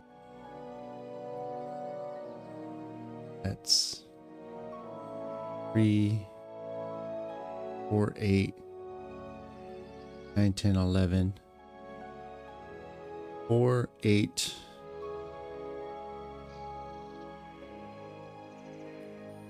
13.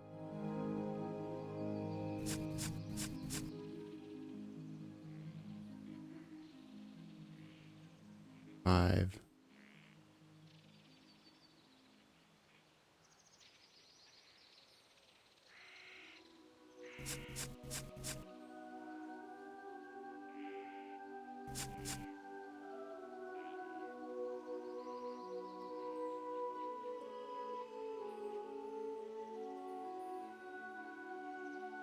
So you can't gust him.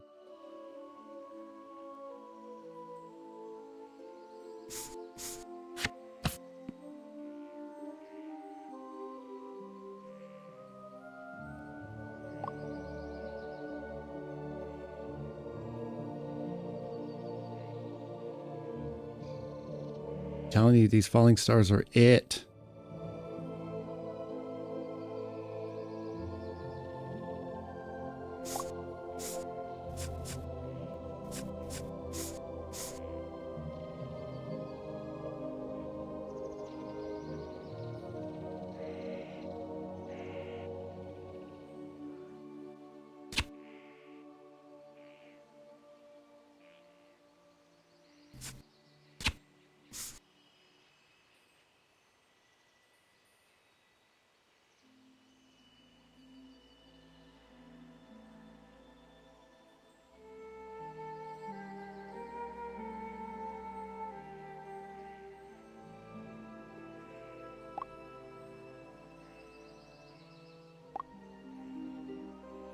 These are some big boys.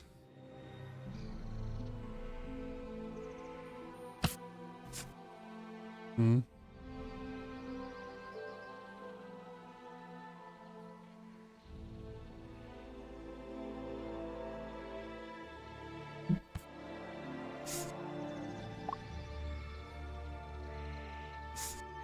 Right. Well. Go.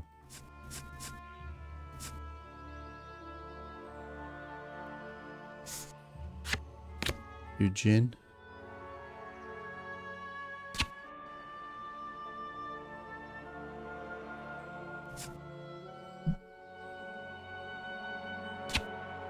They come in here.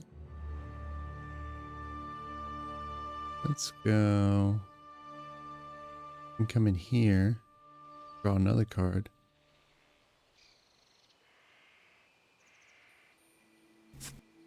Hmm.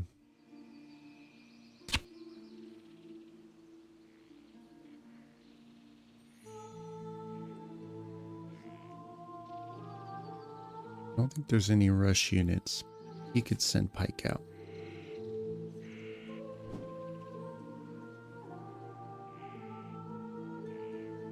It ain't great.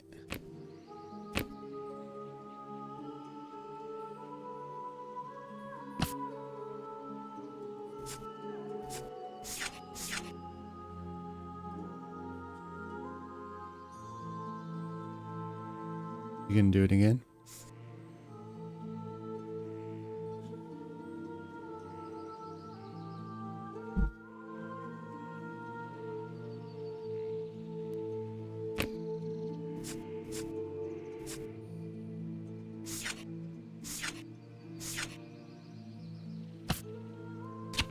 Okay.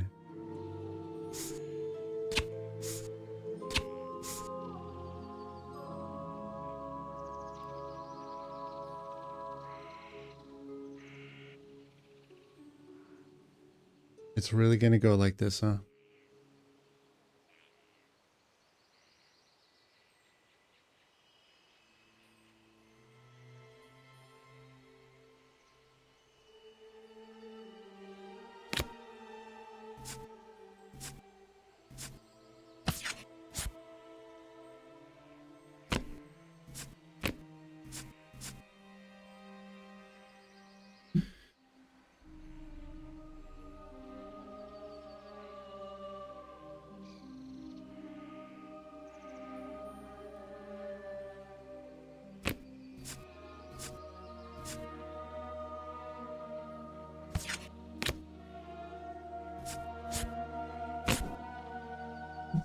Hmm.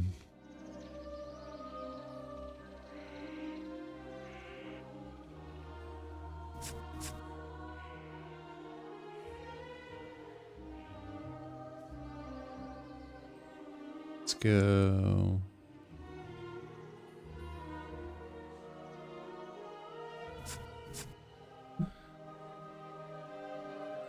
Attach and equipment you can.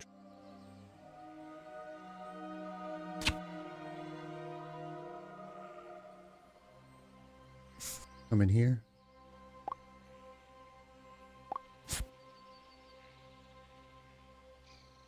We got one.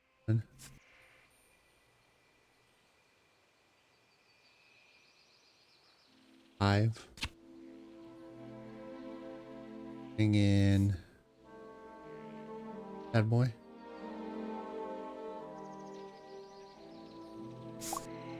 Okay, draw. Oof.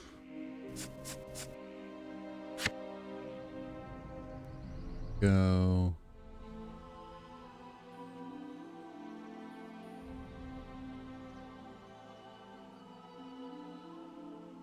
Do.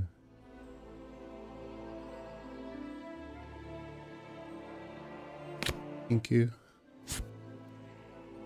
Oof.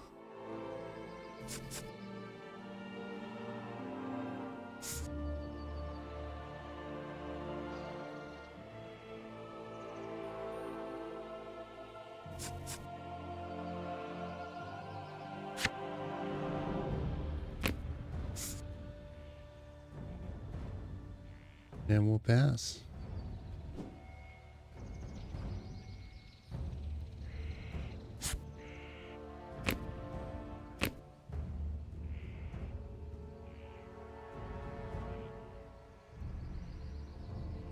I think we got this, guys. You know, only 8 turns in.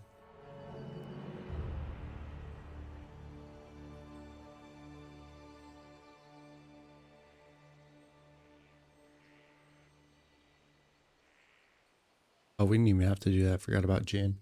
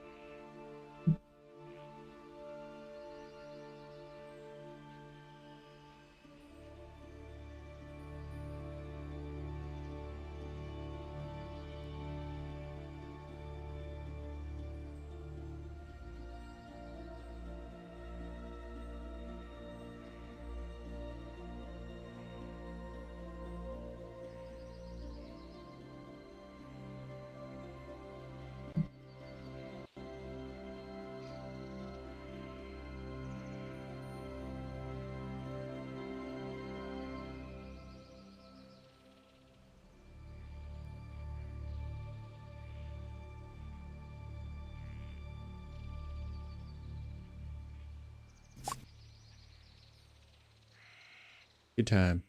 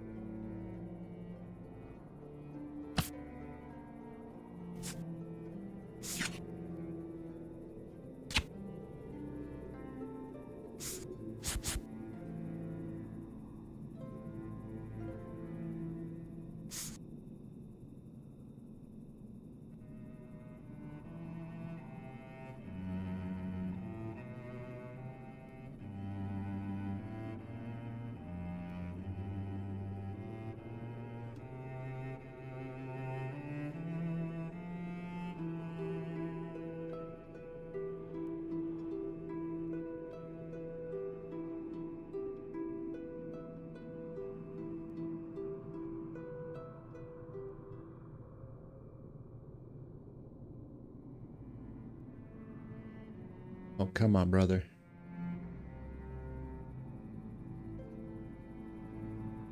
Come on, brother. Don't do me like that.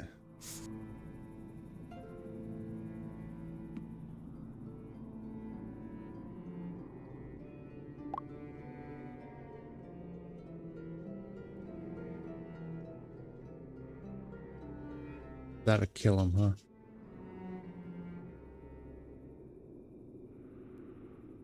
Go. They'll die, right?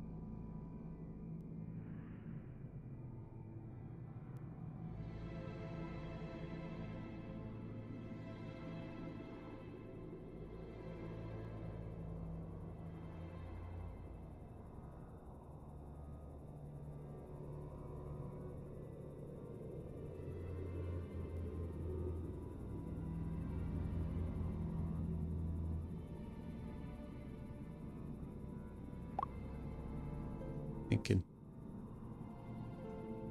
He's thinking. What an interesting play we're about to do right now.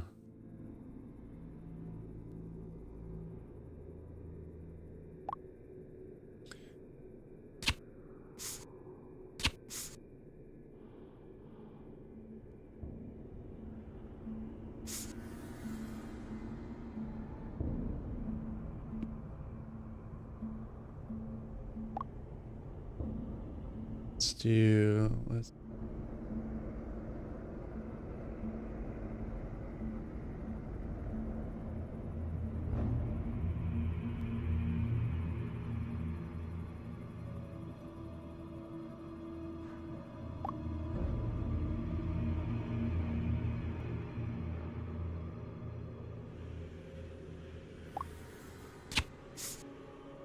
okay.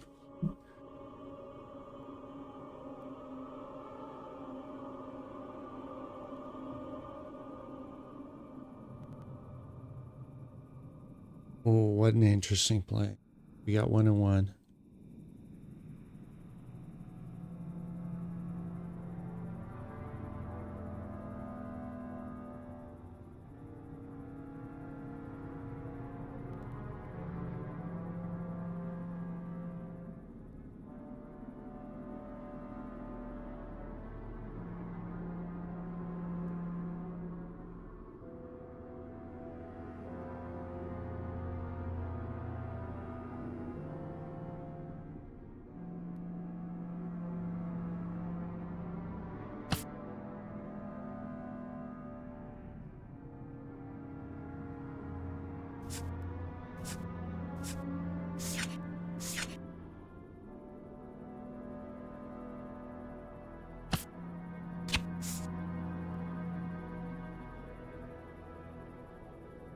Oof.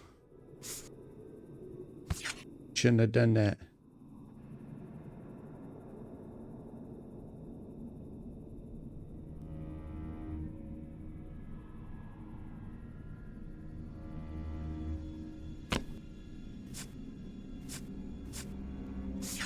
Aye.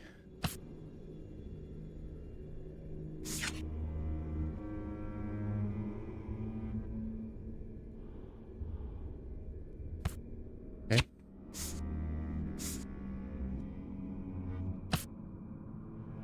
Yep, goes to the bottom. Oh, brother.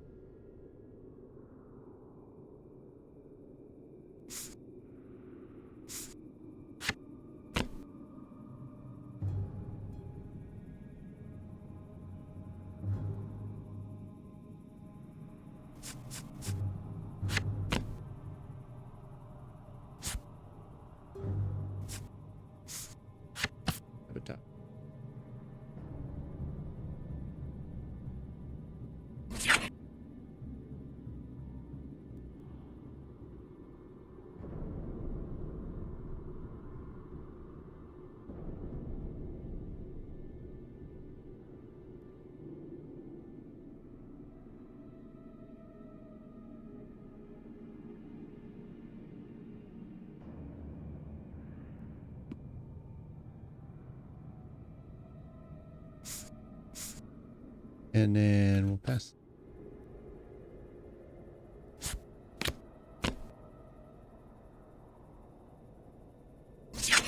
White and purple.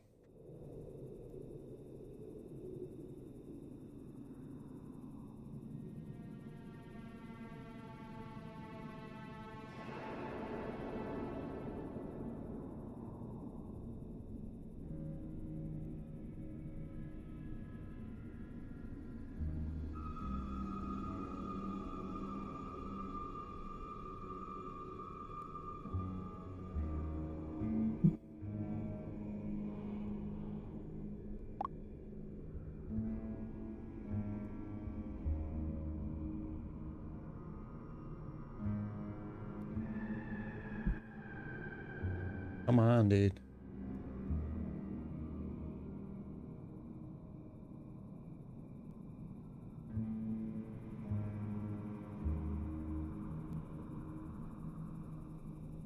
That's the only problem with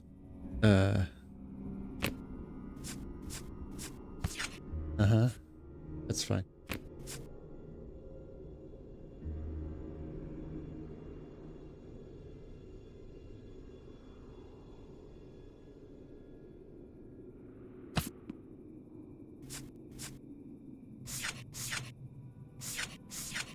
Ooh. Okay.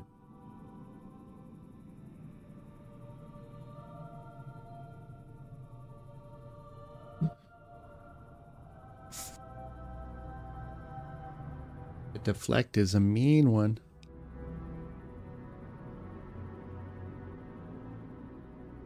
I love it just as much as the next guy.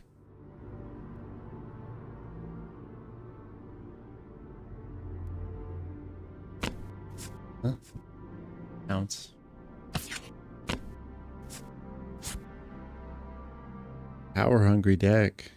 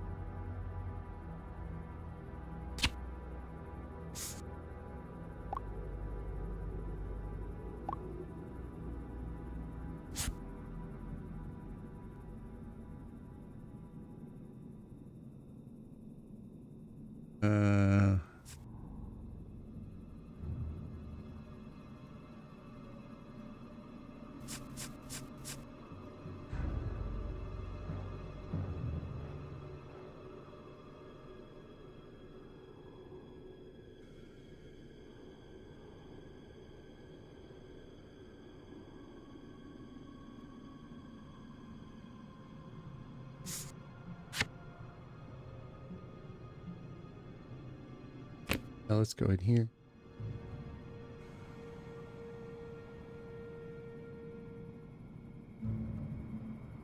Seven.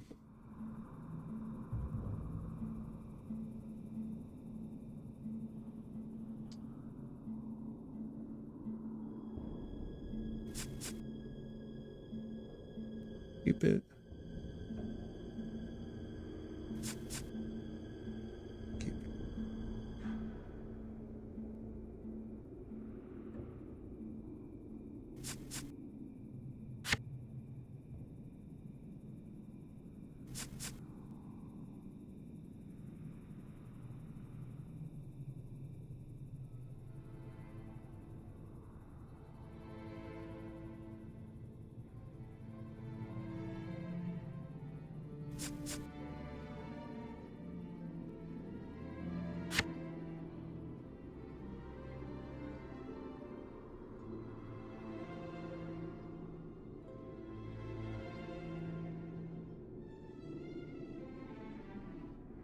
That's not real.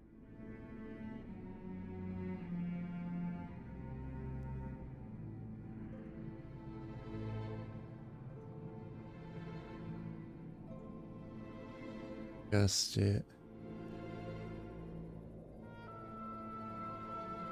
Screw it.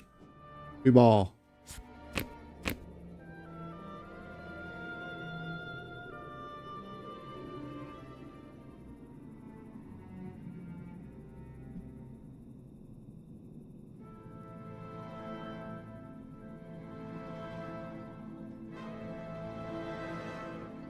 Let's go. Come on.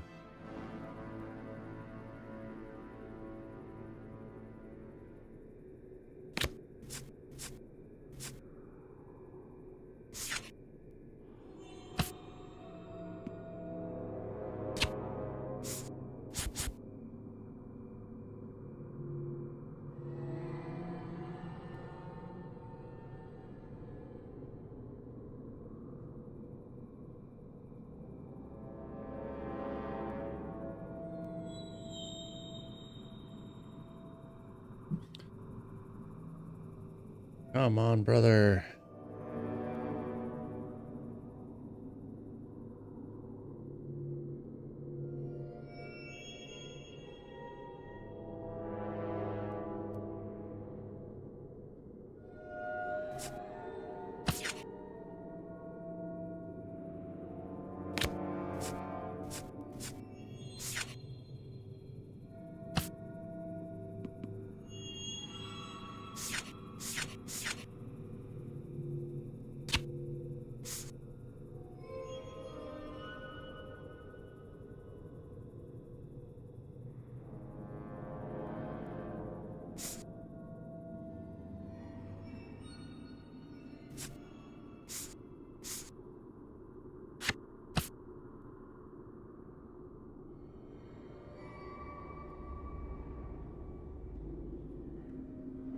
GG.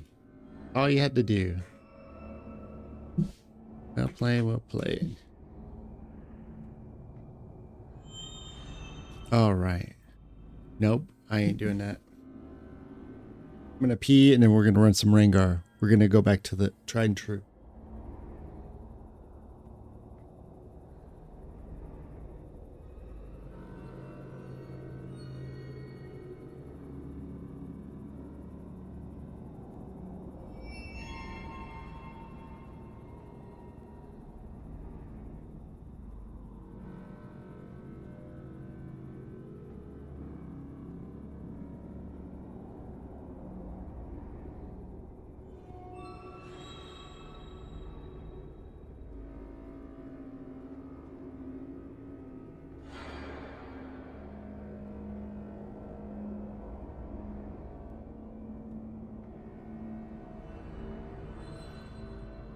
Okay, let's go back to our boy.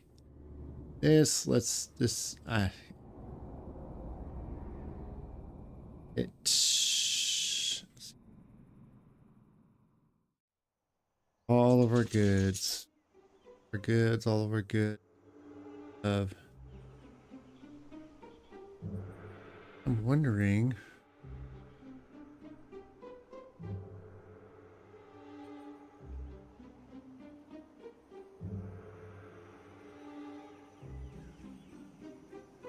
Yeah, because it.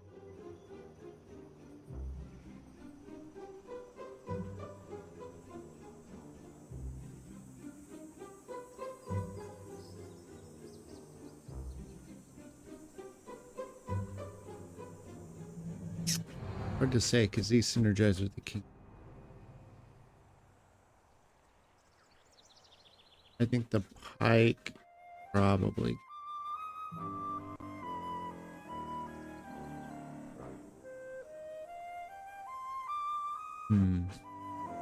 Hard to say. I want to try it without.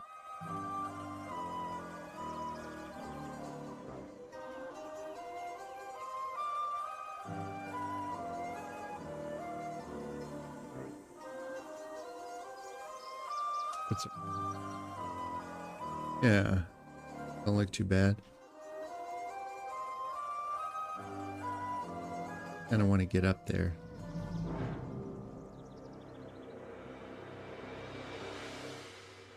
All right, let's play some fun games.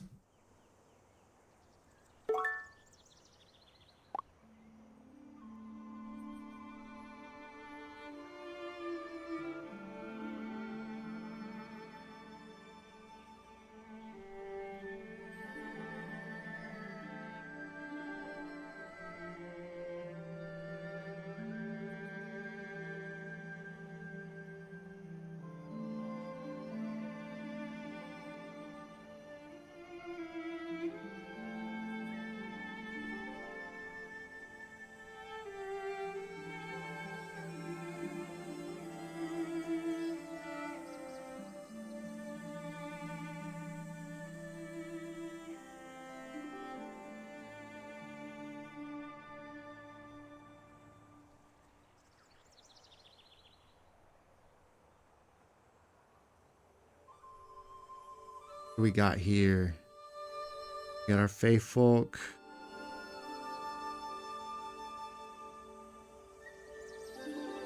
I don't like it. Okay, we got our Jin, which is good. This is going to be good. Rockfall is fine.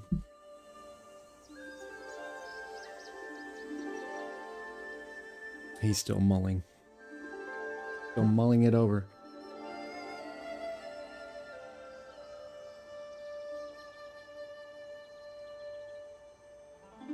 Not as good as Diet Coke, but sometimes you need some.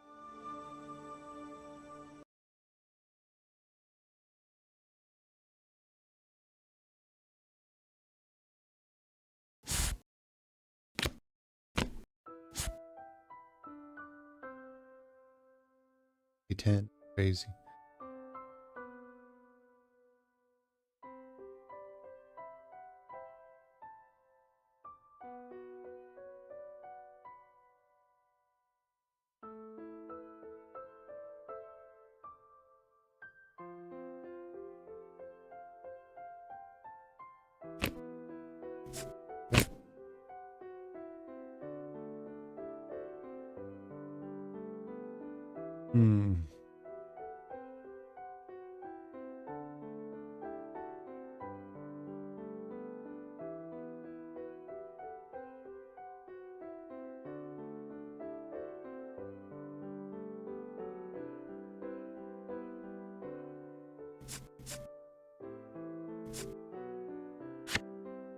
Let's play on.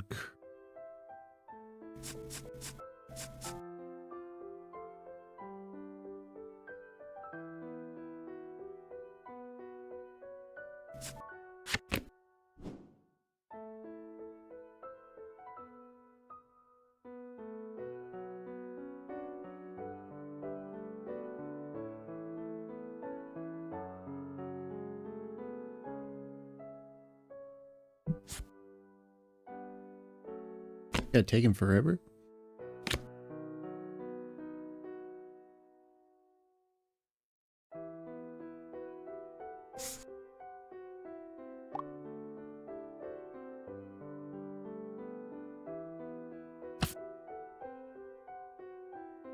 Okay, he generates the gold.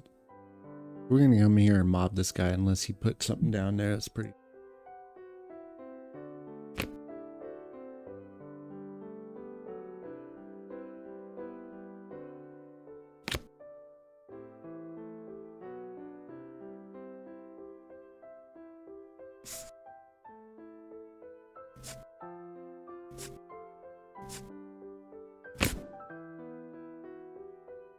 Huh? That's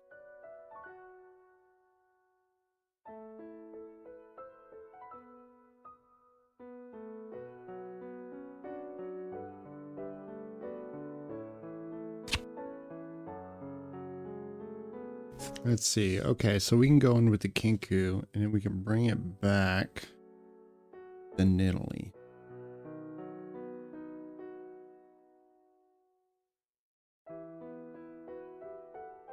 I don't think he understands what we can do.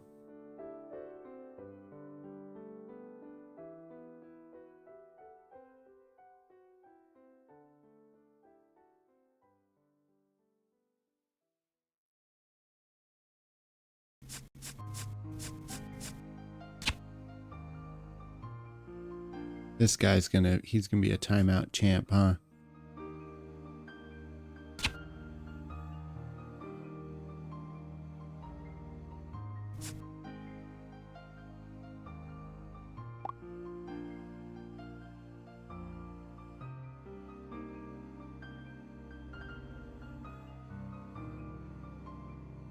Yeah, I don't think.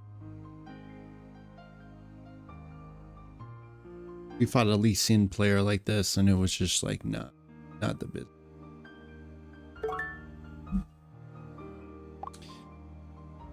Ganjolf. I love that. Yeah. All right. We got Wuju. All right. Where are we set up with it?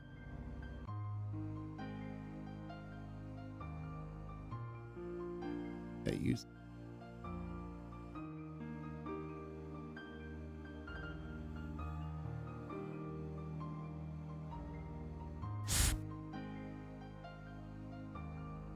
Where's Dias?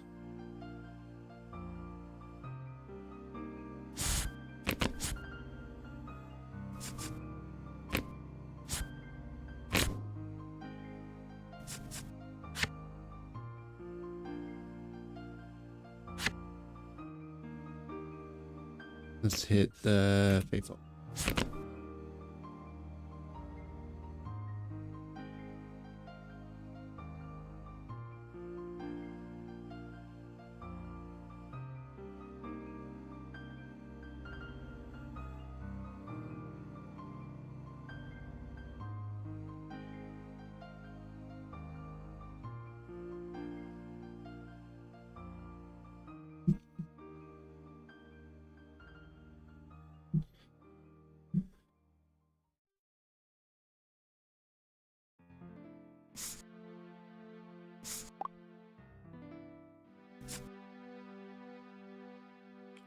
You want to go?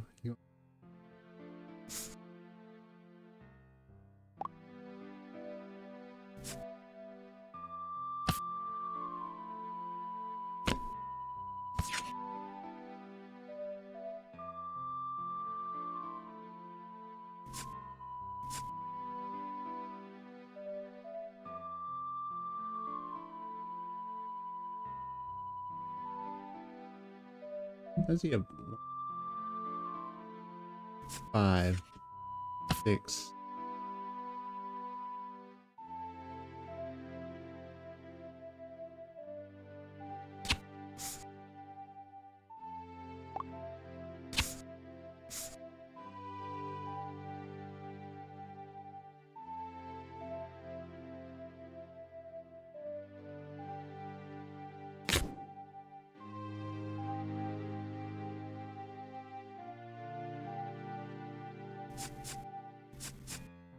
Stop him.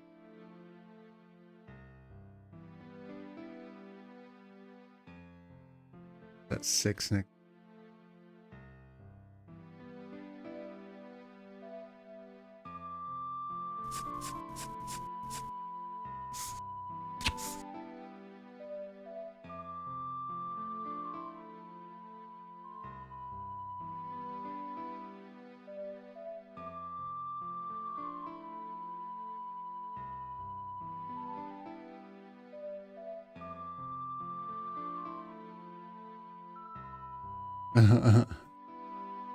He's already done.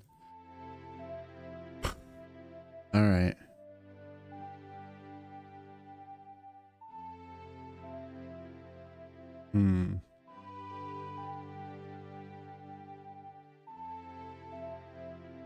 A little clunky.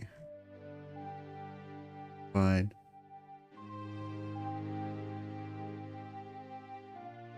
Ew.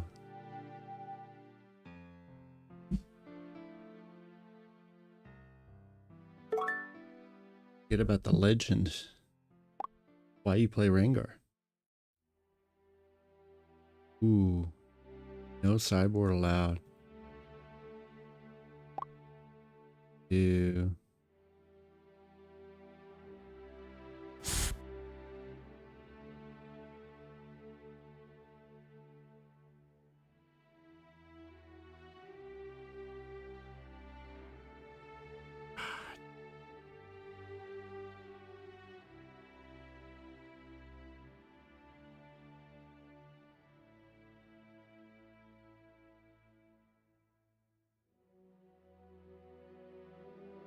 Get rid of one.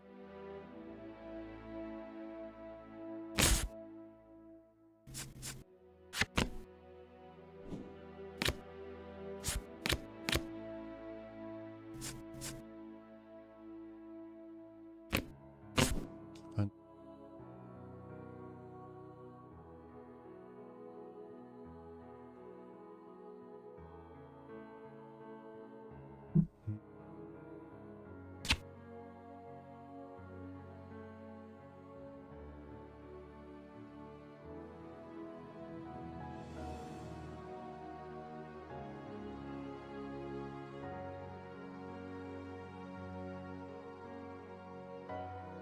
He's got the punch first. Let's get it out now.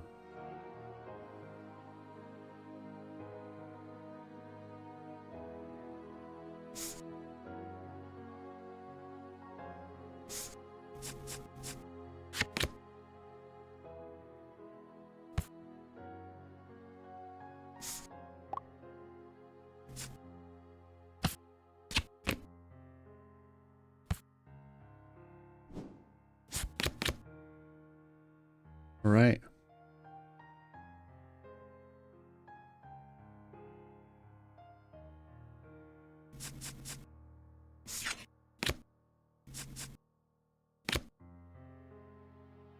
Okay. 2. Hmm.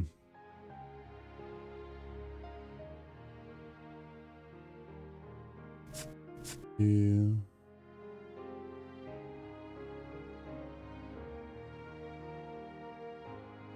We got 6, huh?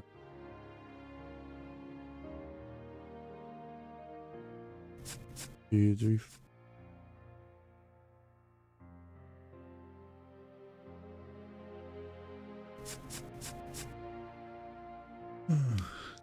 Got 3. We do 2.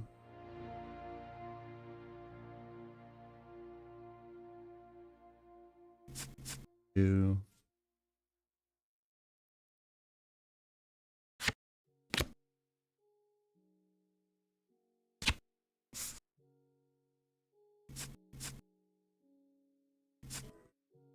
Three.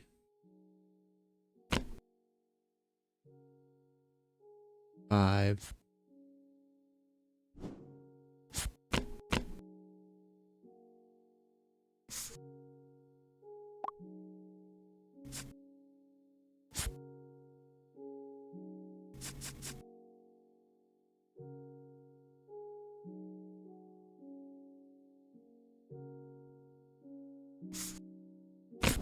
Got a challenge for the Fiora.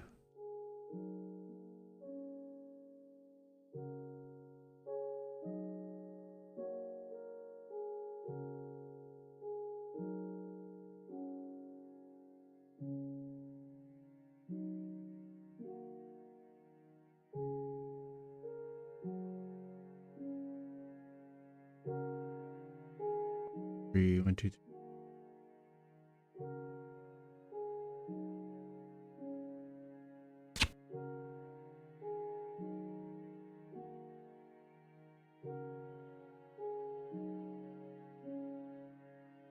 Go.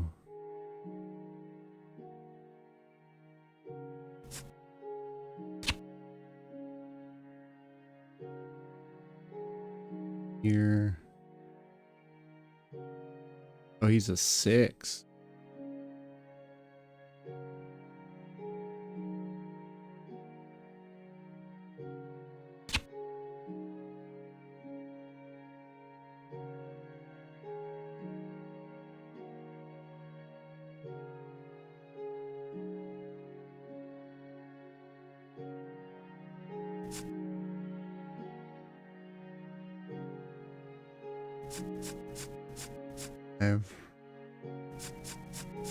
We could do Rengar, play kind of conservatively, and come in here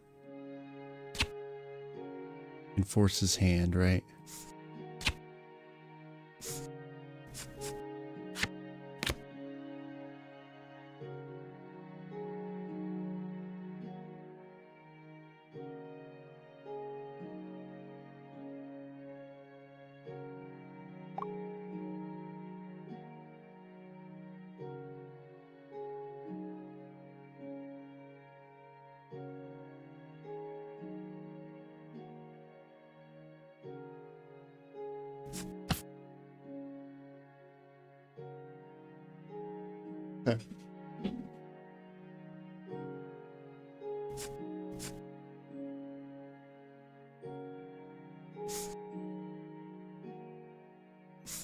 So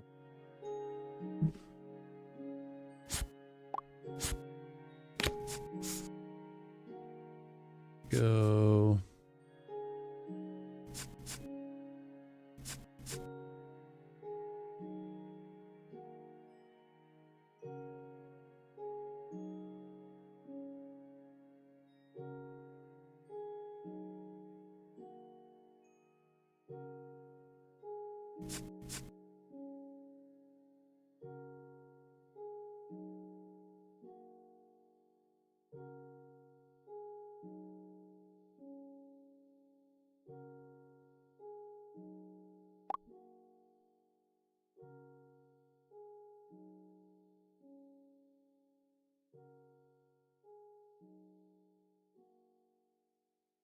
Got the three.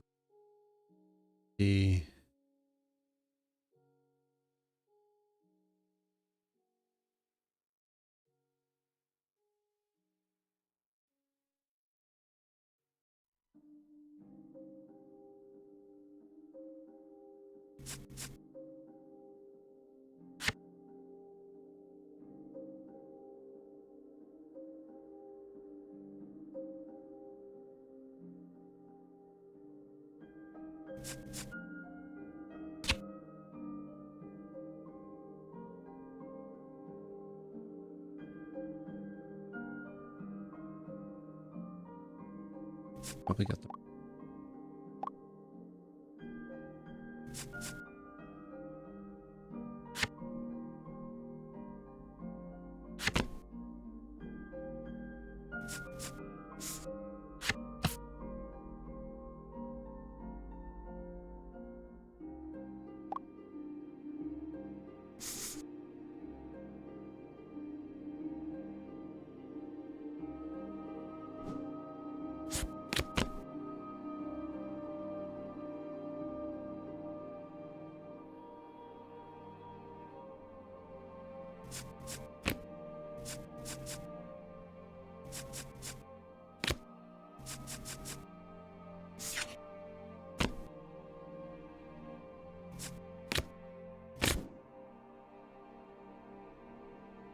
four.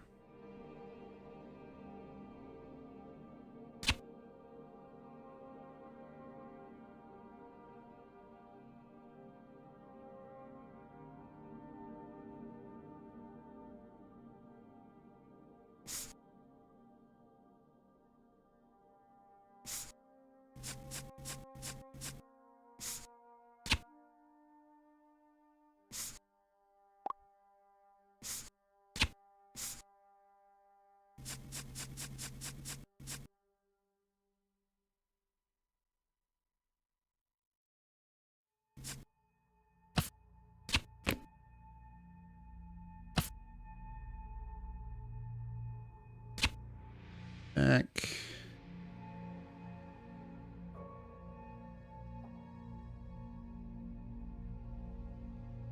At 5.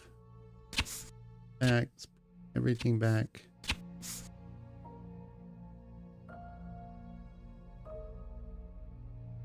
Should have just hit it.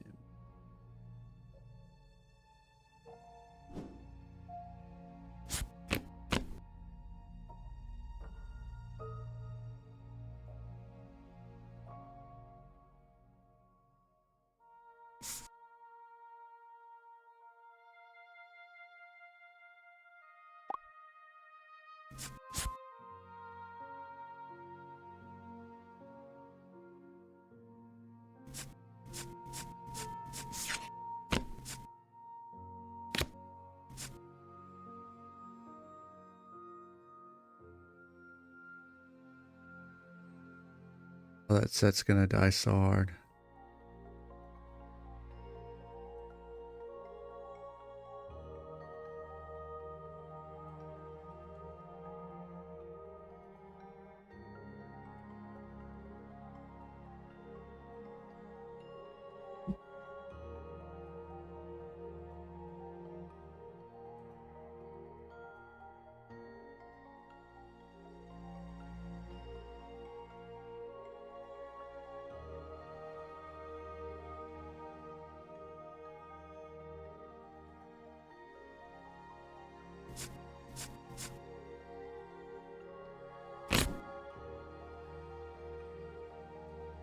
Hmm.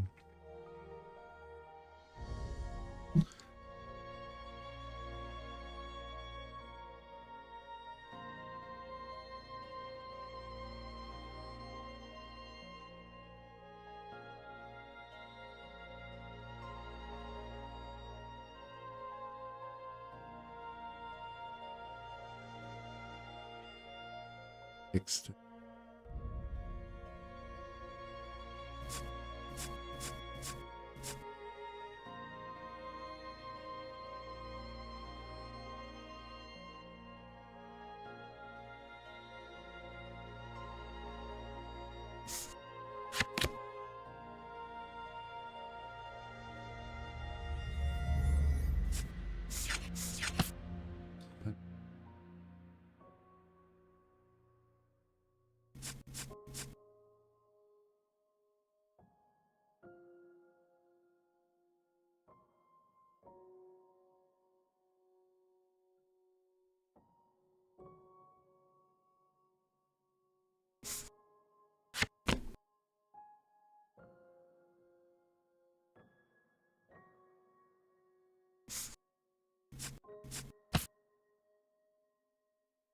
Was that 13?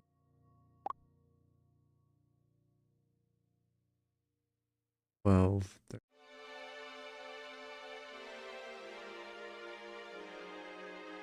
7, 8.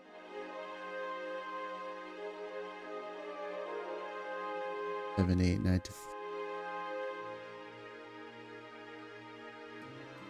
12.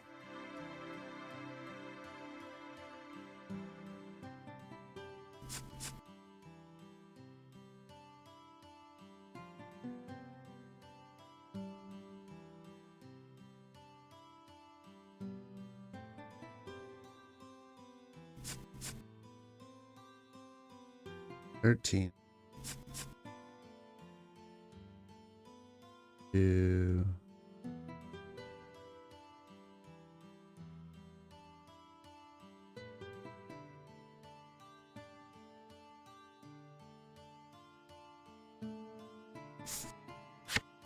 'Did a thrill.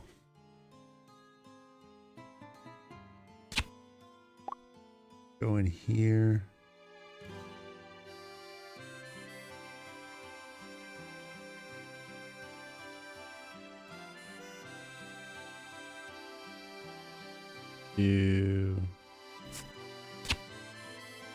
Let's do this.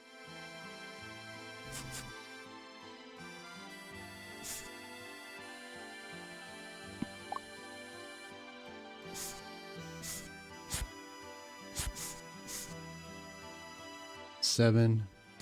Three. Back.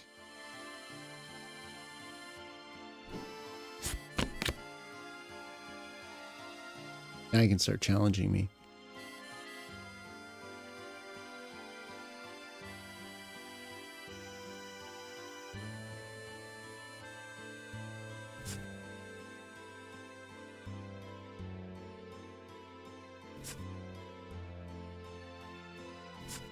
That's rough.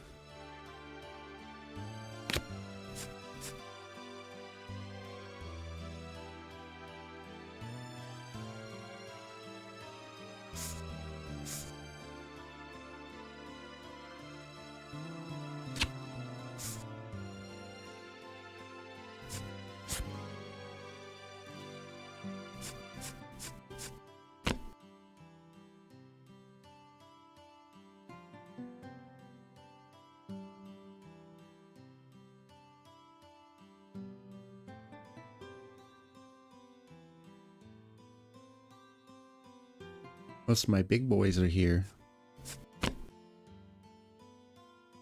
Pit rookie.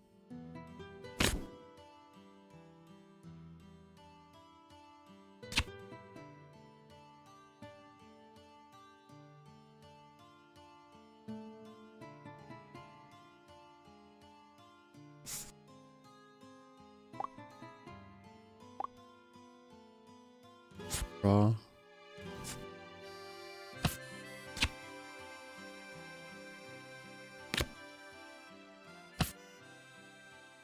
See.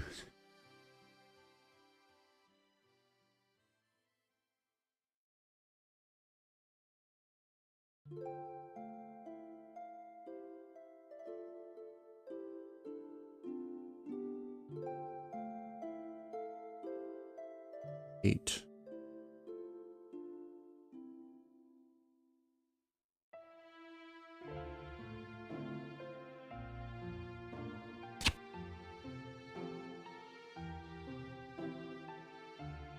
have 8, huh?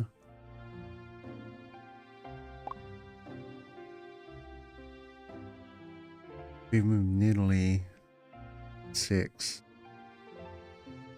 He's got punch first.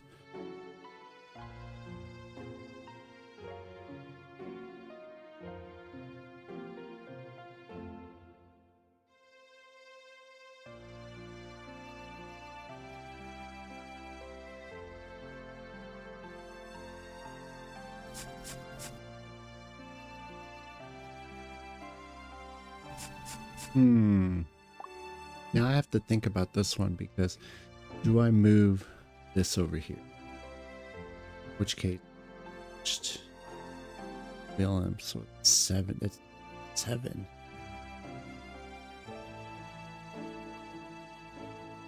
Three.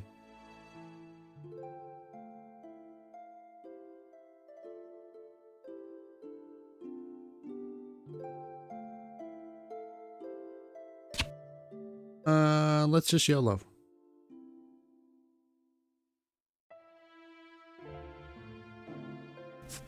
YOLO.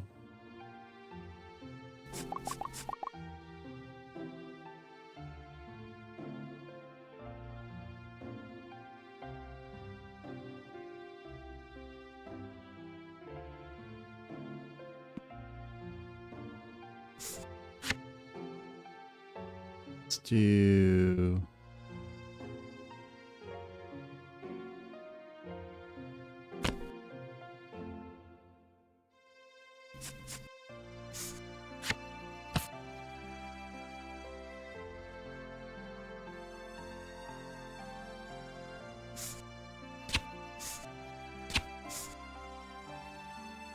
There we go.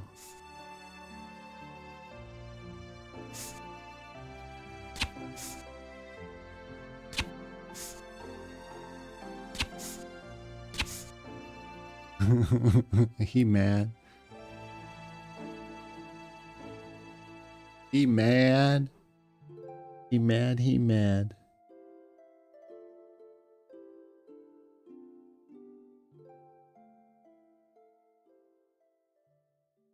Let's see. He got some silly players. Didn't even see Kaisa.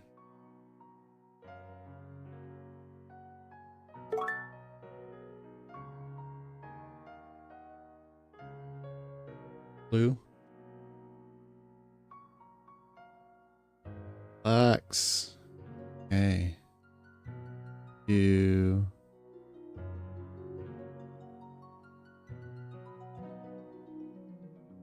Sabotage.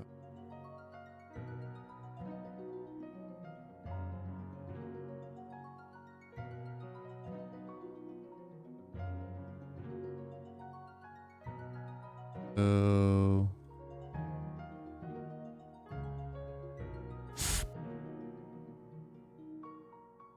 for spring. All.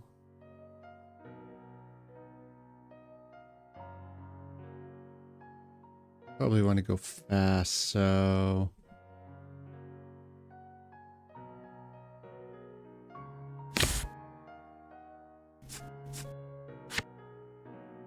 up. Go.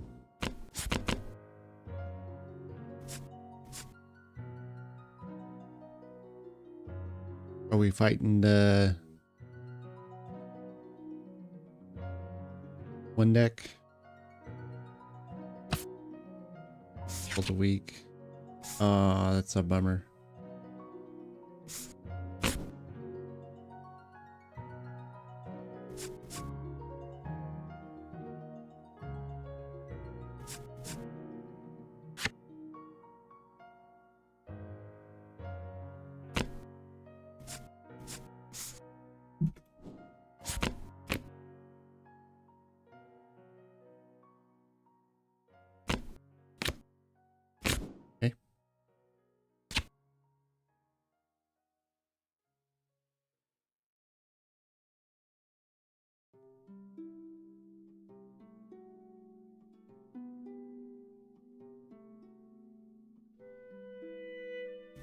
Do we play that? Huh?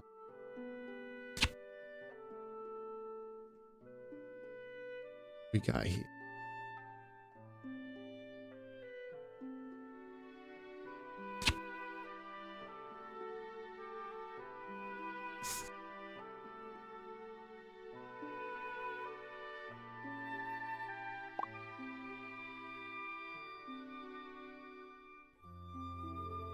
Use our 1-in-1. Sabotage. Let's just see what.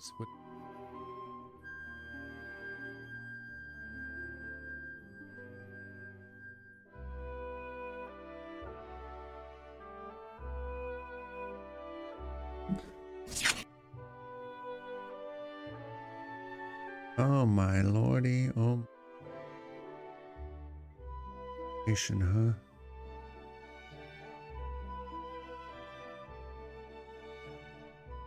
I was just trying to.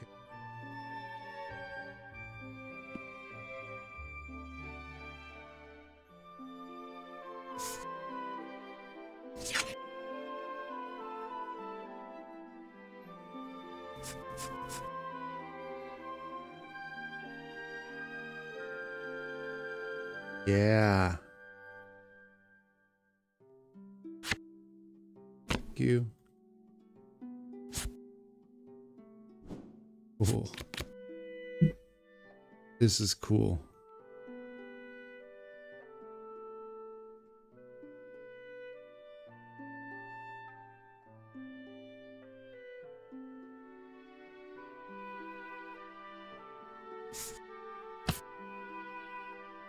Mm-hmm.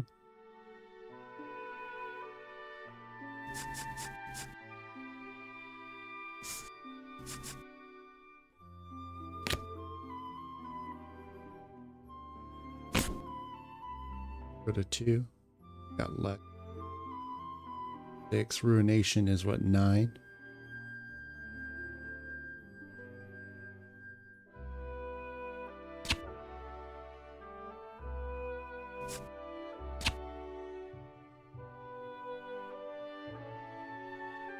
We really just have to do this.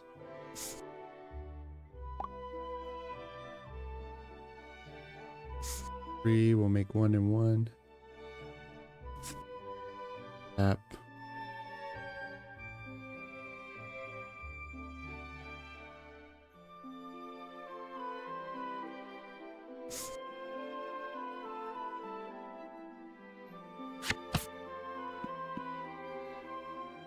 Two.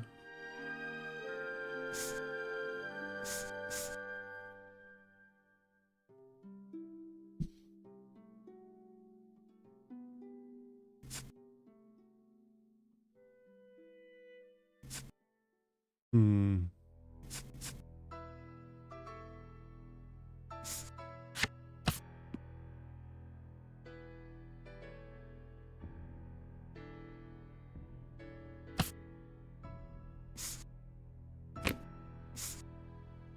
And then I think we'll just pass.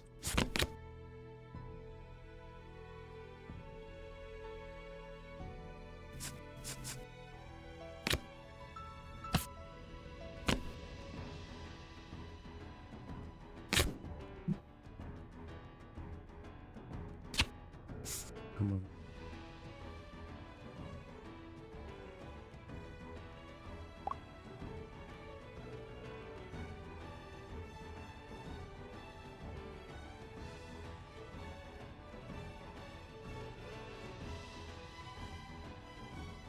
Good.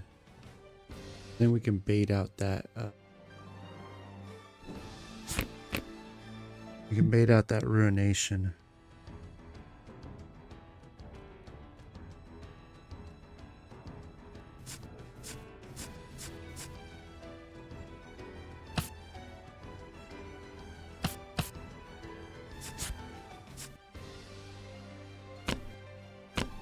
Mm-hmm.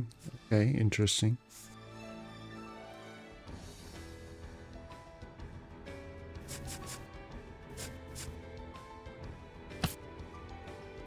Double sprite burst, huh?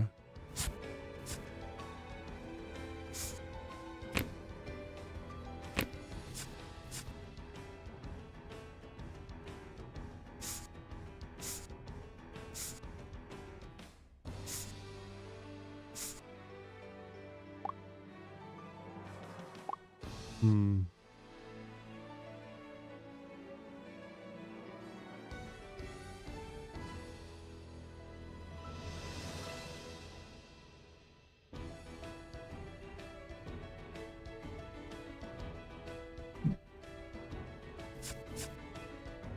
See what's he got. He's got a ton.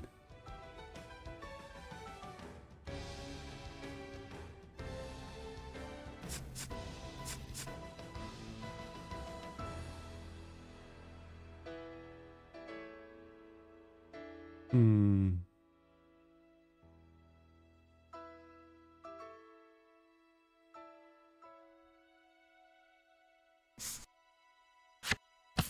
Real. Go.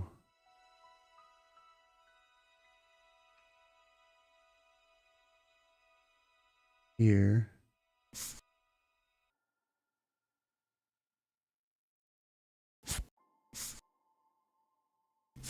Three.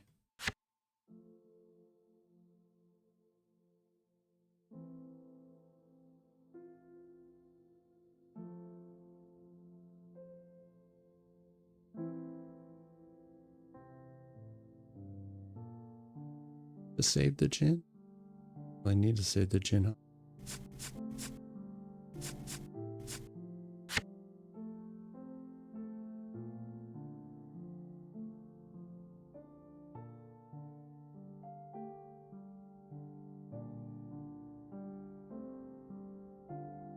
Five, 6, 7, 8.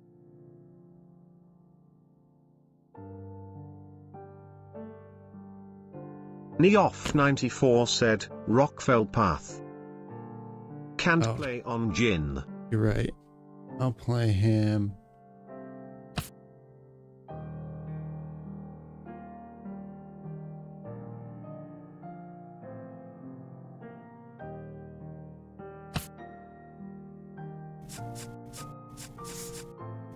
Thanks for that. Yeah, you're right. I can't play him on there.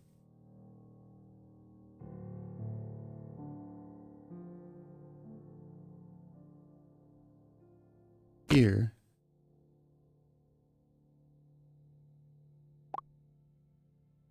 I'll just take this to hand.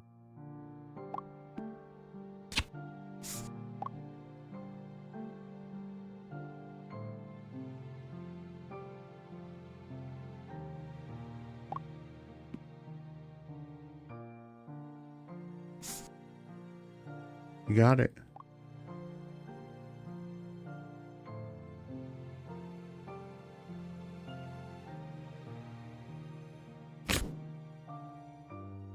Hmm.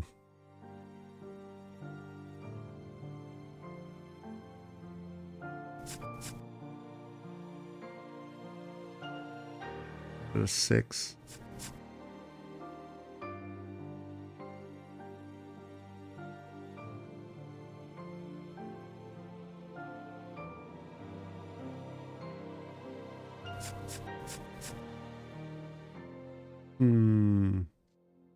Thank you for that. I didn't know.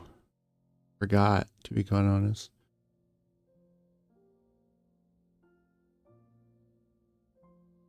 Before play Jin again, can we?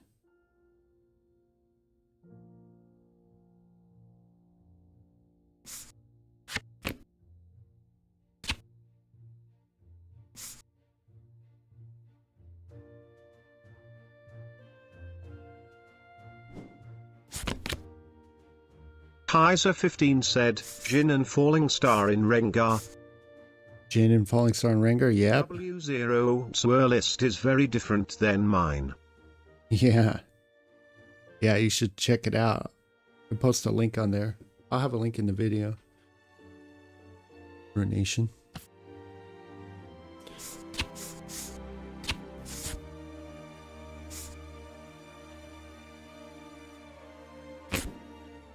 Yeah, I love it.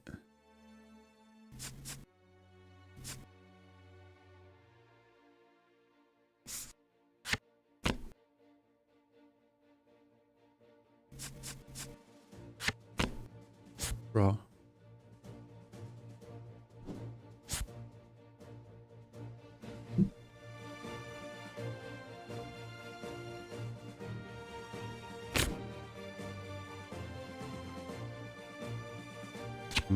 What's he gonna do?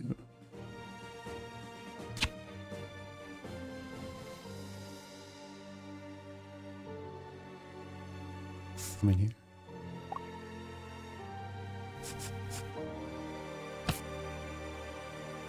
Wages the pain.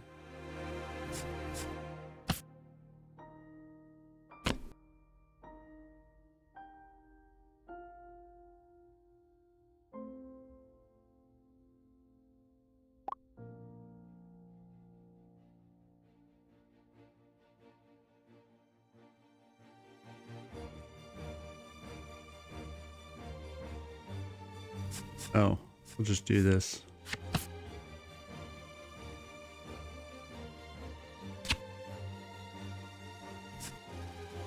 Neoff94 said, anti-DMG and you win, D. Mm-hmm. I see. I thought he was gonna do that.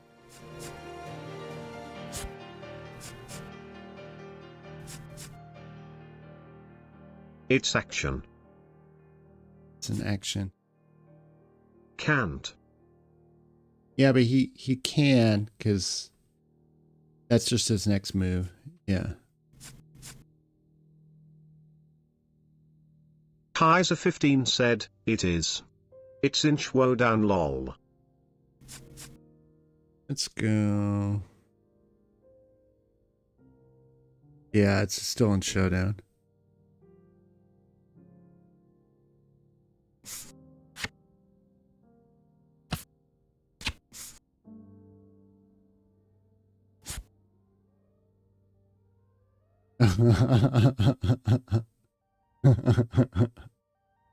Oh boy.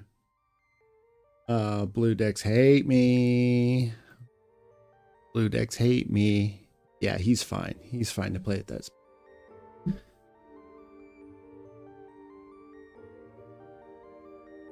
Blue decks don't like me.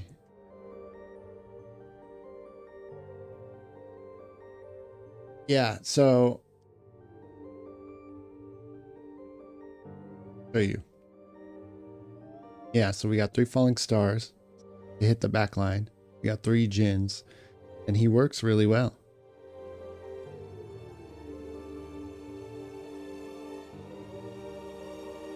We got the Kinkus for the draw. I was running Pike, but I'm trying out Kaisa. And then we have Irresistible Faithful.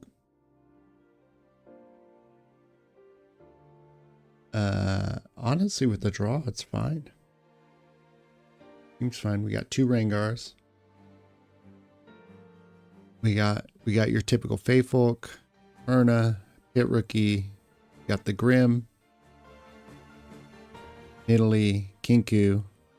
We got 12, 12, and we got 6. And then we got 4, 5. We're pretty high up there. So we're like mid-range-ish. So that's kind of how we do it with this one. I've been working on this deck for a long time, and it works out really well. Because you're so power hungry with the punch first, and the falling stars, and the challenges, and everything like that. You just kind of like, you know what? I think Jin, like, first of all, I explained this so many times why I love him. He's got deflect, he's got ganking, and he adds 1 energy and 1 power. He's extremely good. Extremely good. His only problem is that he takes up a spot.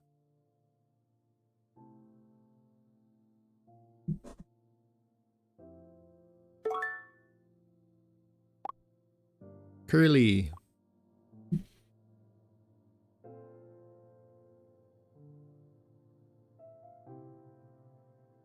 Victor. These in there.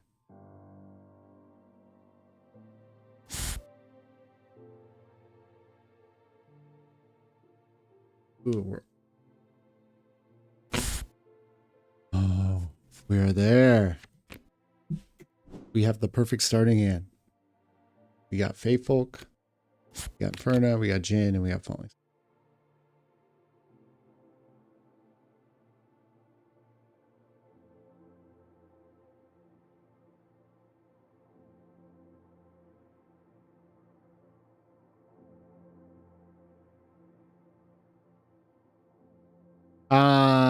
Every time I get my best starting hand.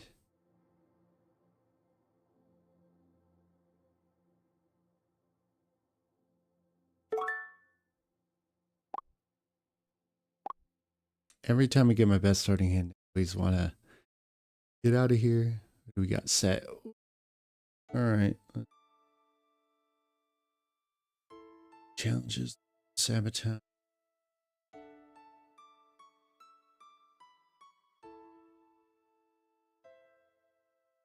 I think in this one, actually. Oof.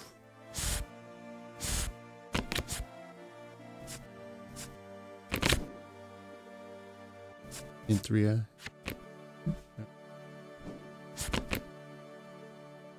The Fae.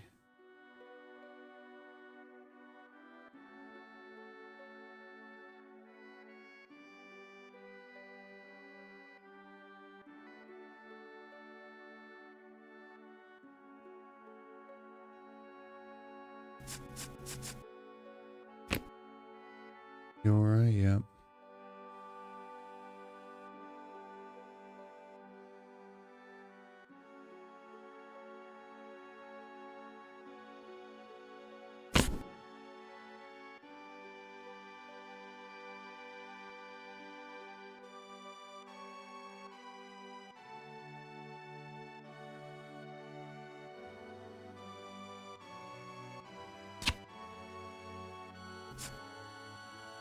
Do we want to?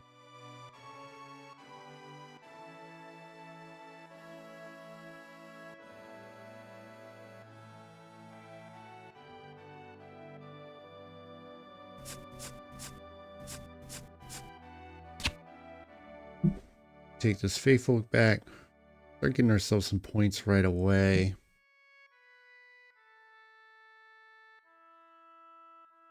Start making him.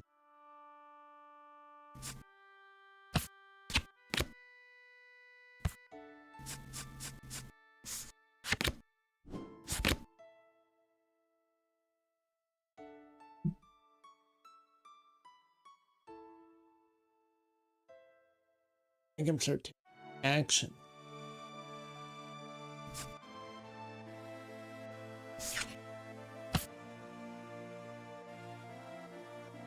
Ooh.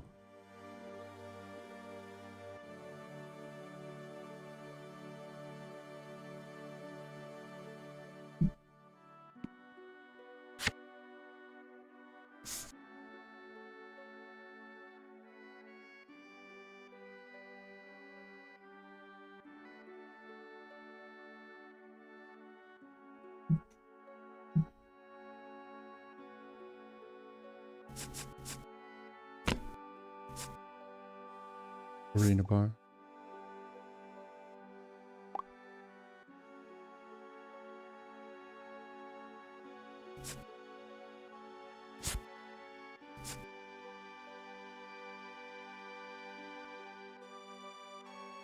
This has got to be like my worst matchup.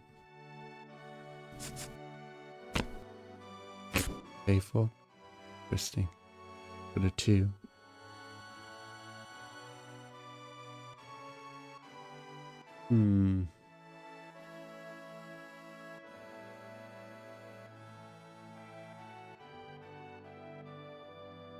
Need to save 4.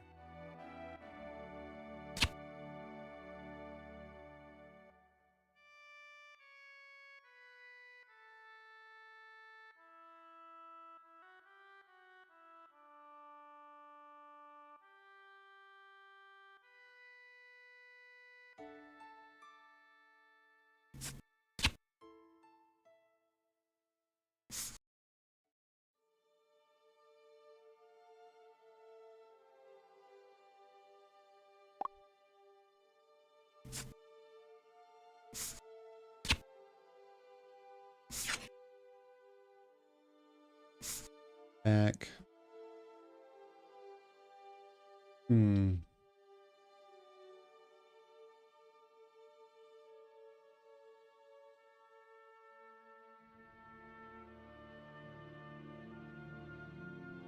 Got a whole lot.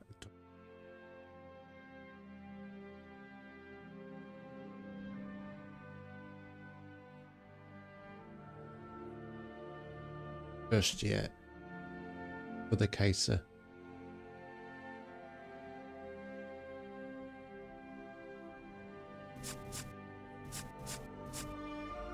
Five.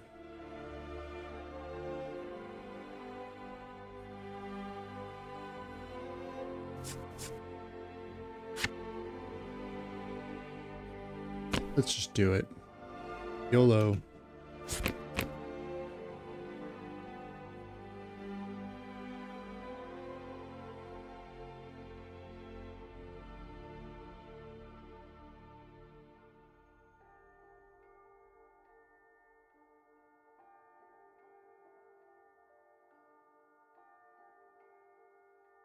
Put a fan on the dog. She can.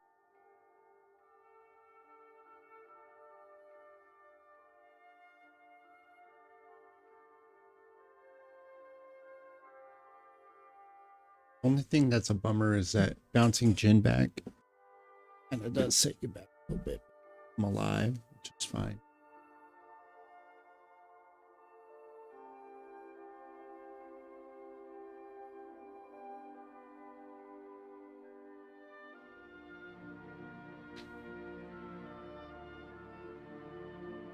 I gotta keep him.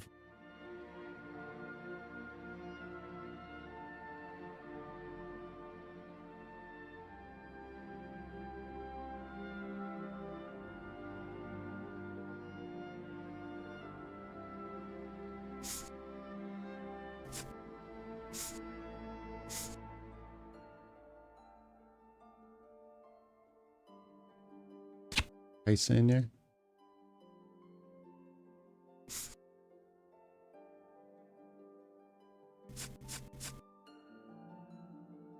Go.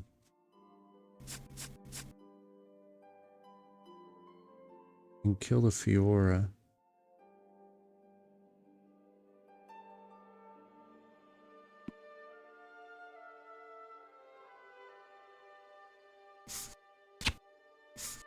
Let it go.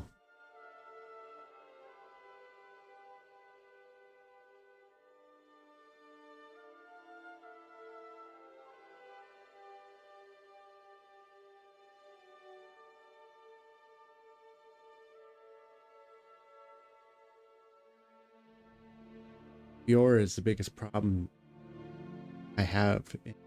So he just wants to throw her away, and that's fine. I don't know why he saved the Cynthia.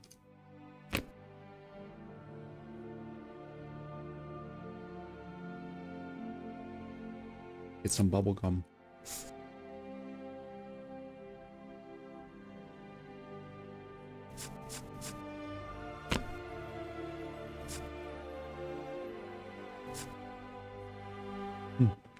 Okay.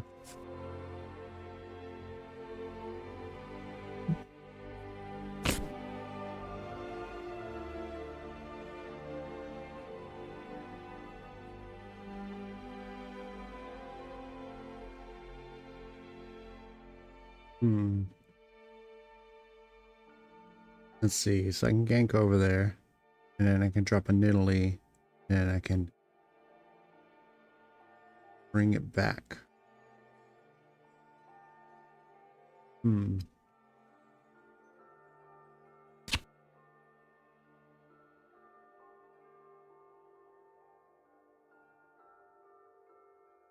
I will come in. Drop a Nidalee.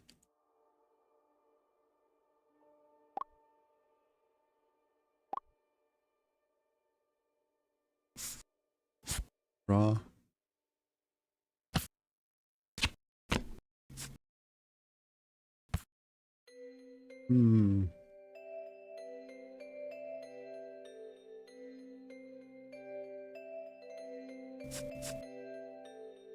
Two. What does that put me? 4.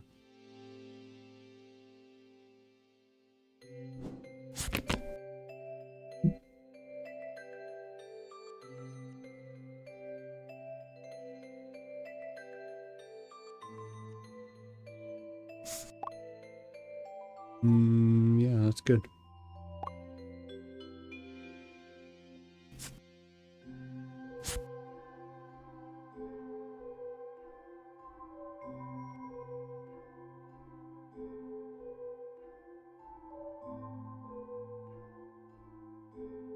This isn't Victoria or Fiora. Buffer, yeah.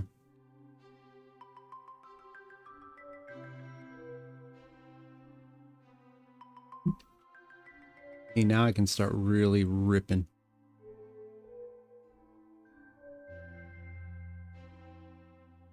And throw the set in there.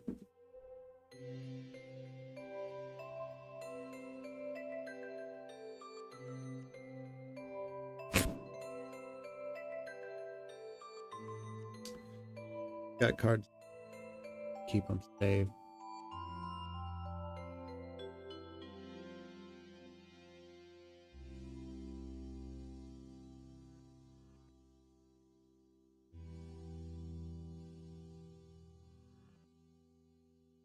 Move the Jin in. He's just gonna get.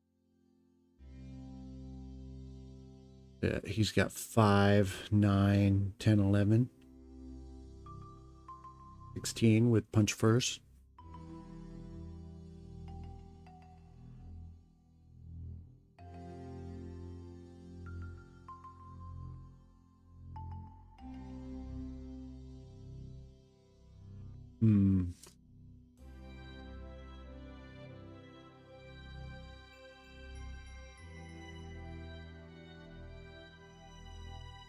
That would even just move the first mate in there.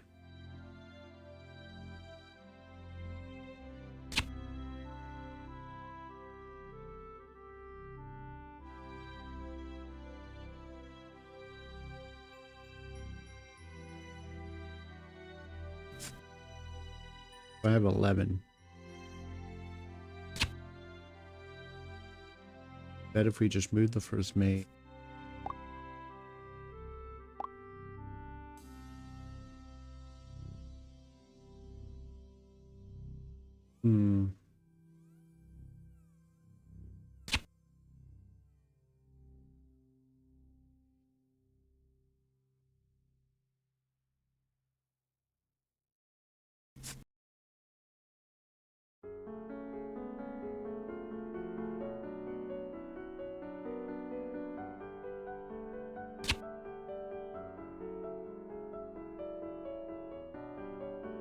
Put the Jin back. Current one.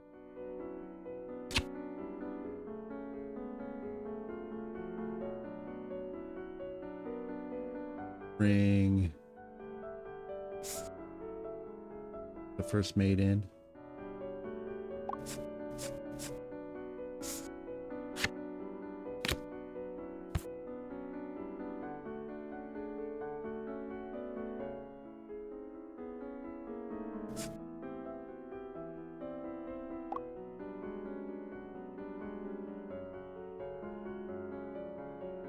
Yes.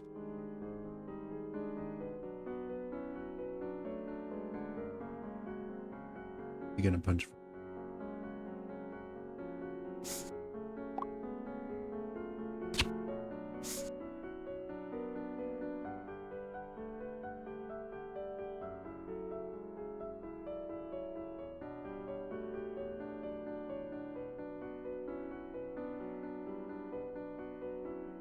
Got 3 left.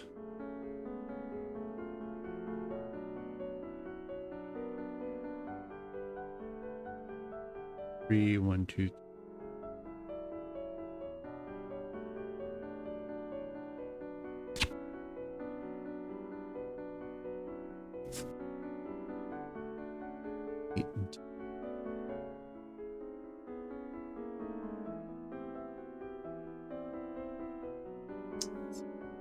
7.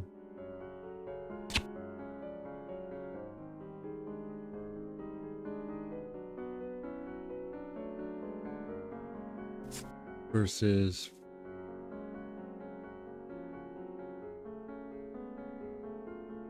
15.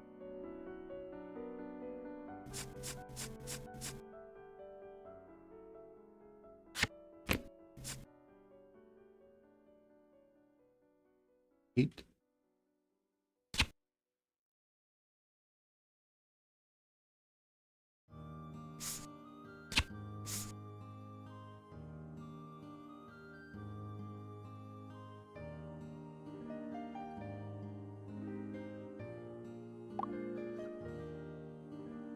Trying to pull out that punch first, just to get him going.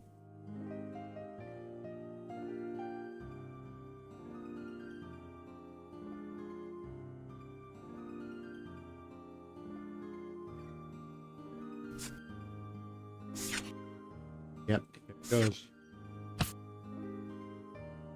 Mm-hmm.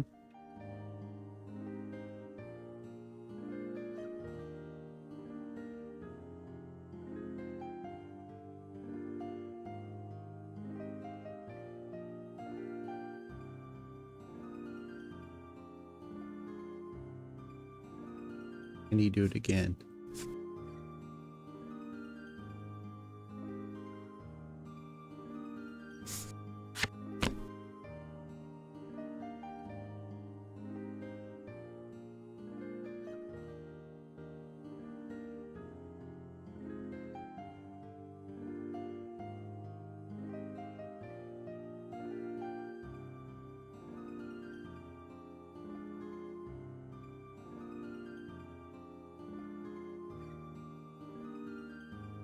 Good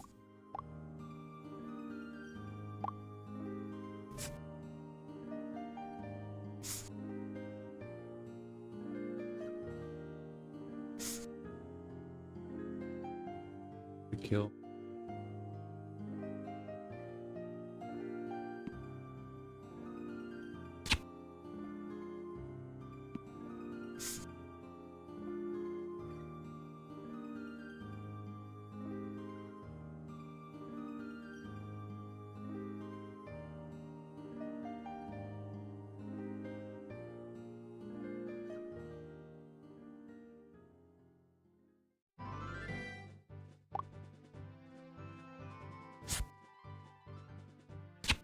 Back. 6.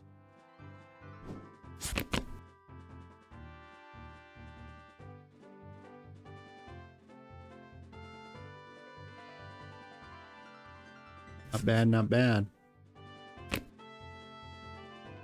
Rookie. Jeez.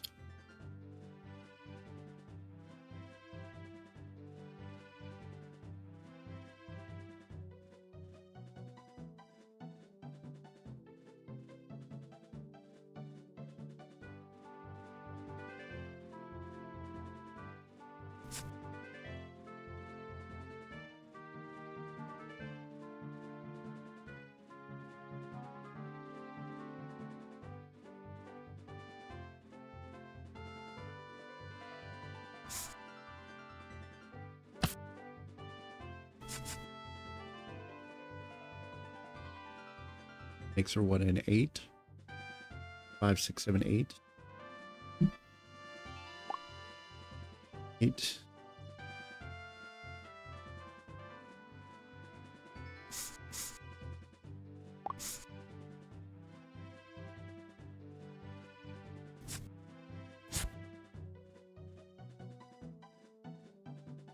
First.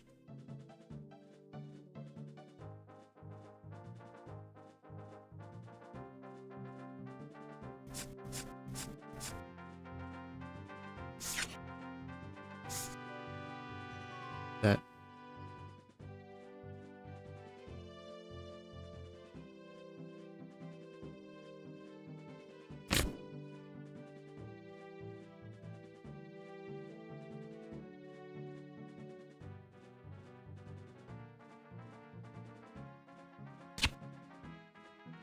I know.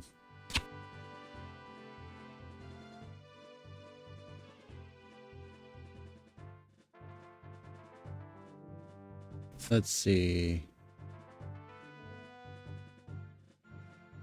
Really, it doesn't matter.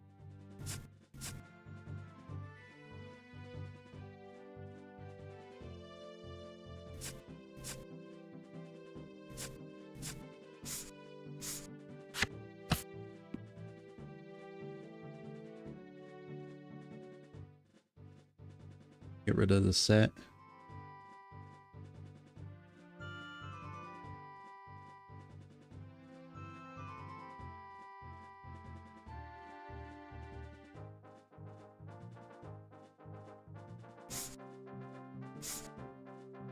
Got Fiora there. 2, 5, 6.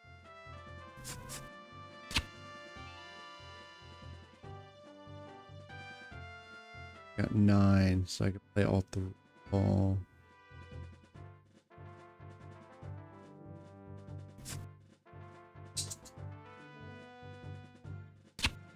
So if I come in here, so I have 10, 5, 8.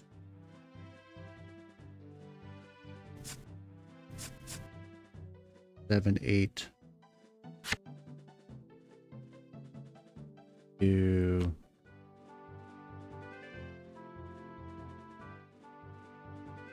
6.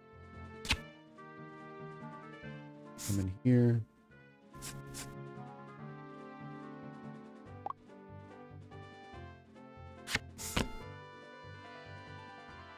GG. Okay, yeah. Played it a little too harsh. A little too sweaty.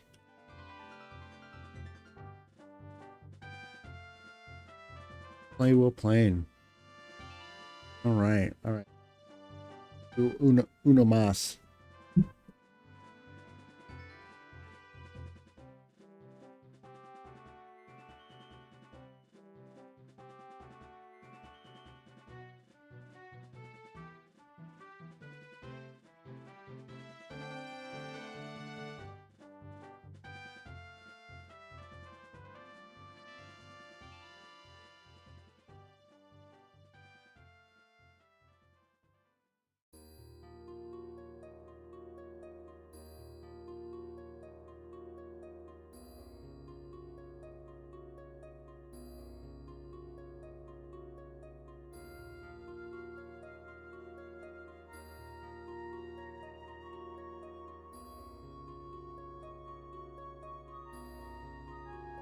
Spend some time with you in a wee bit, okay?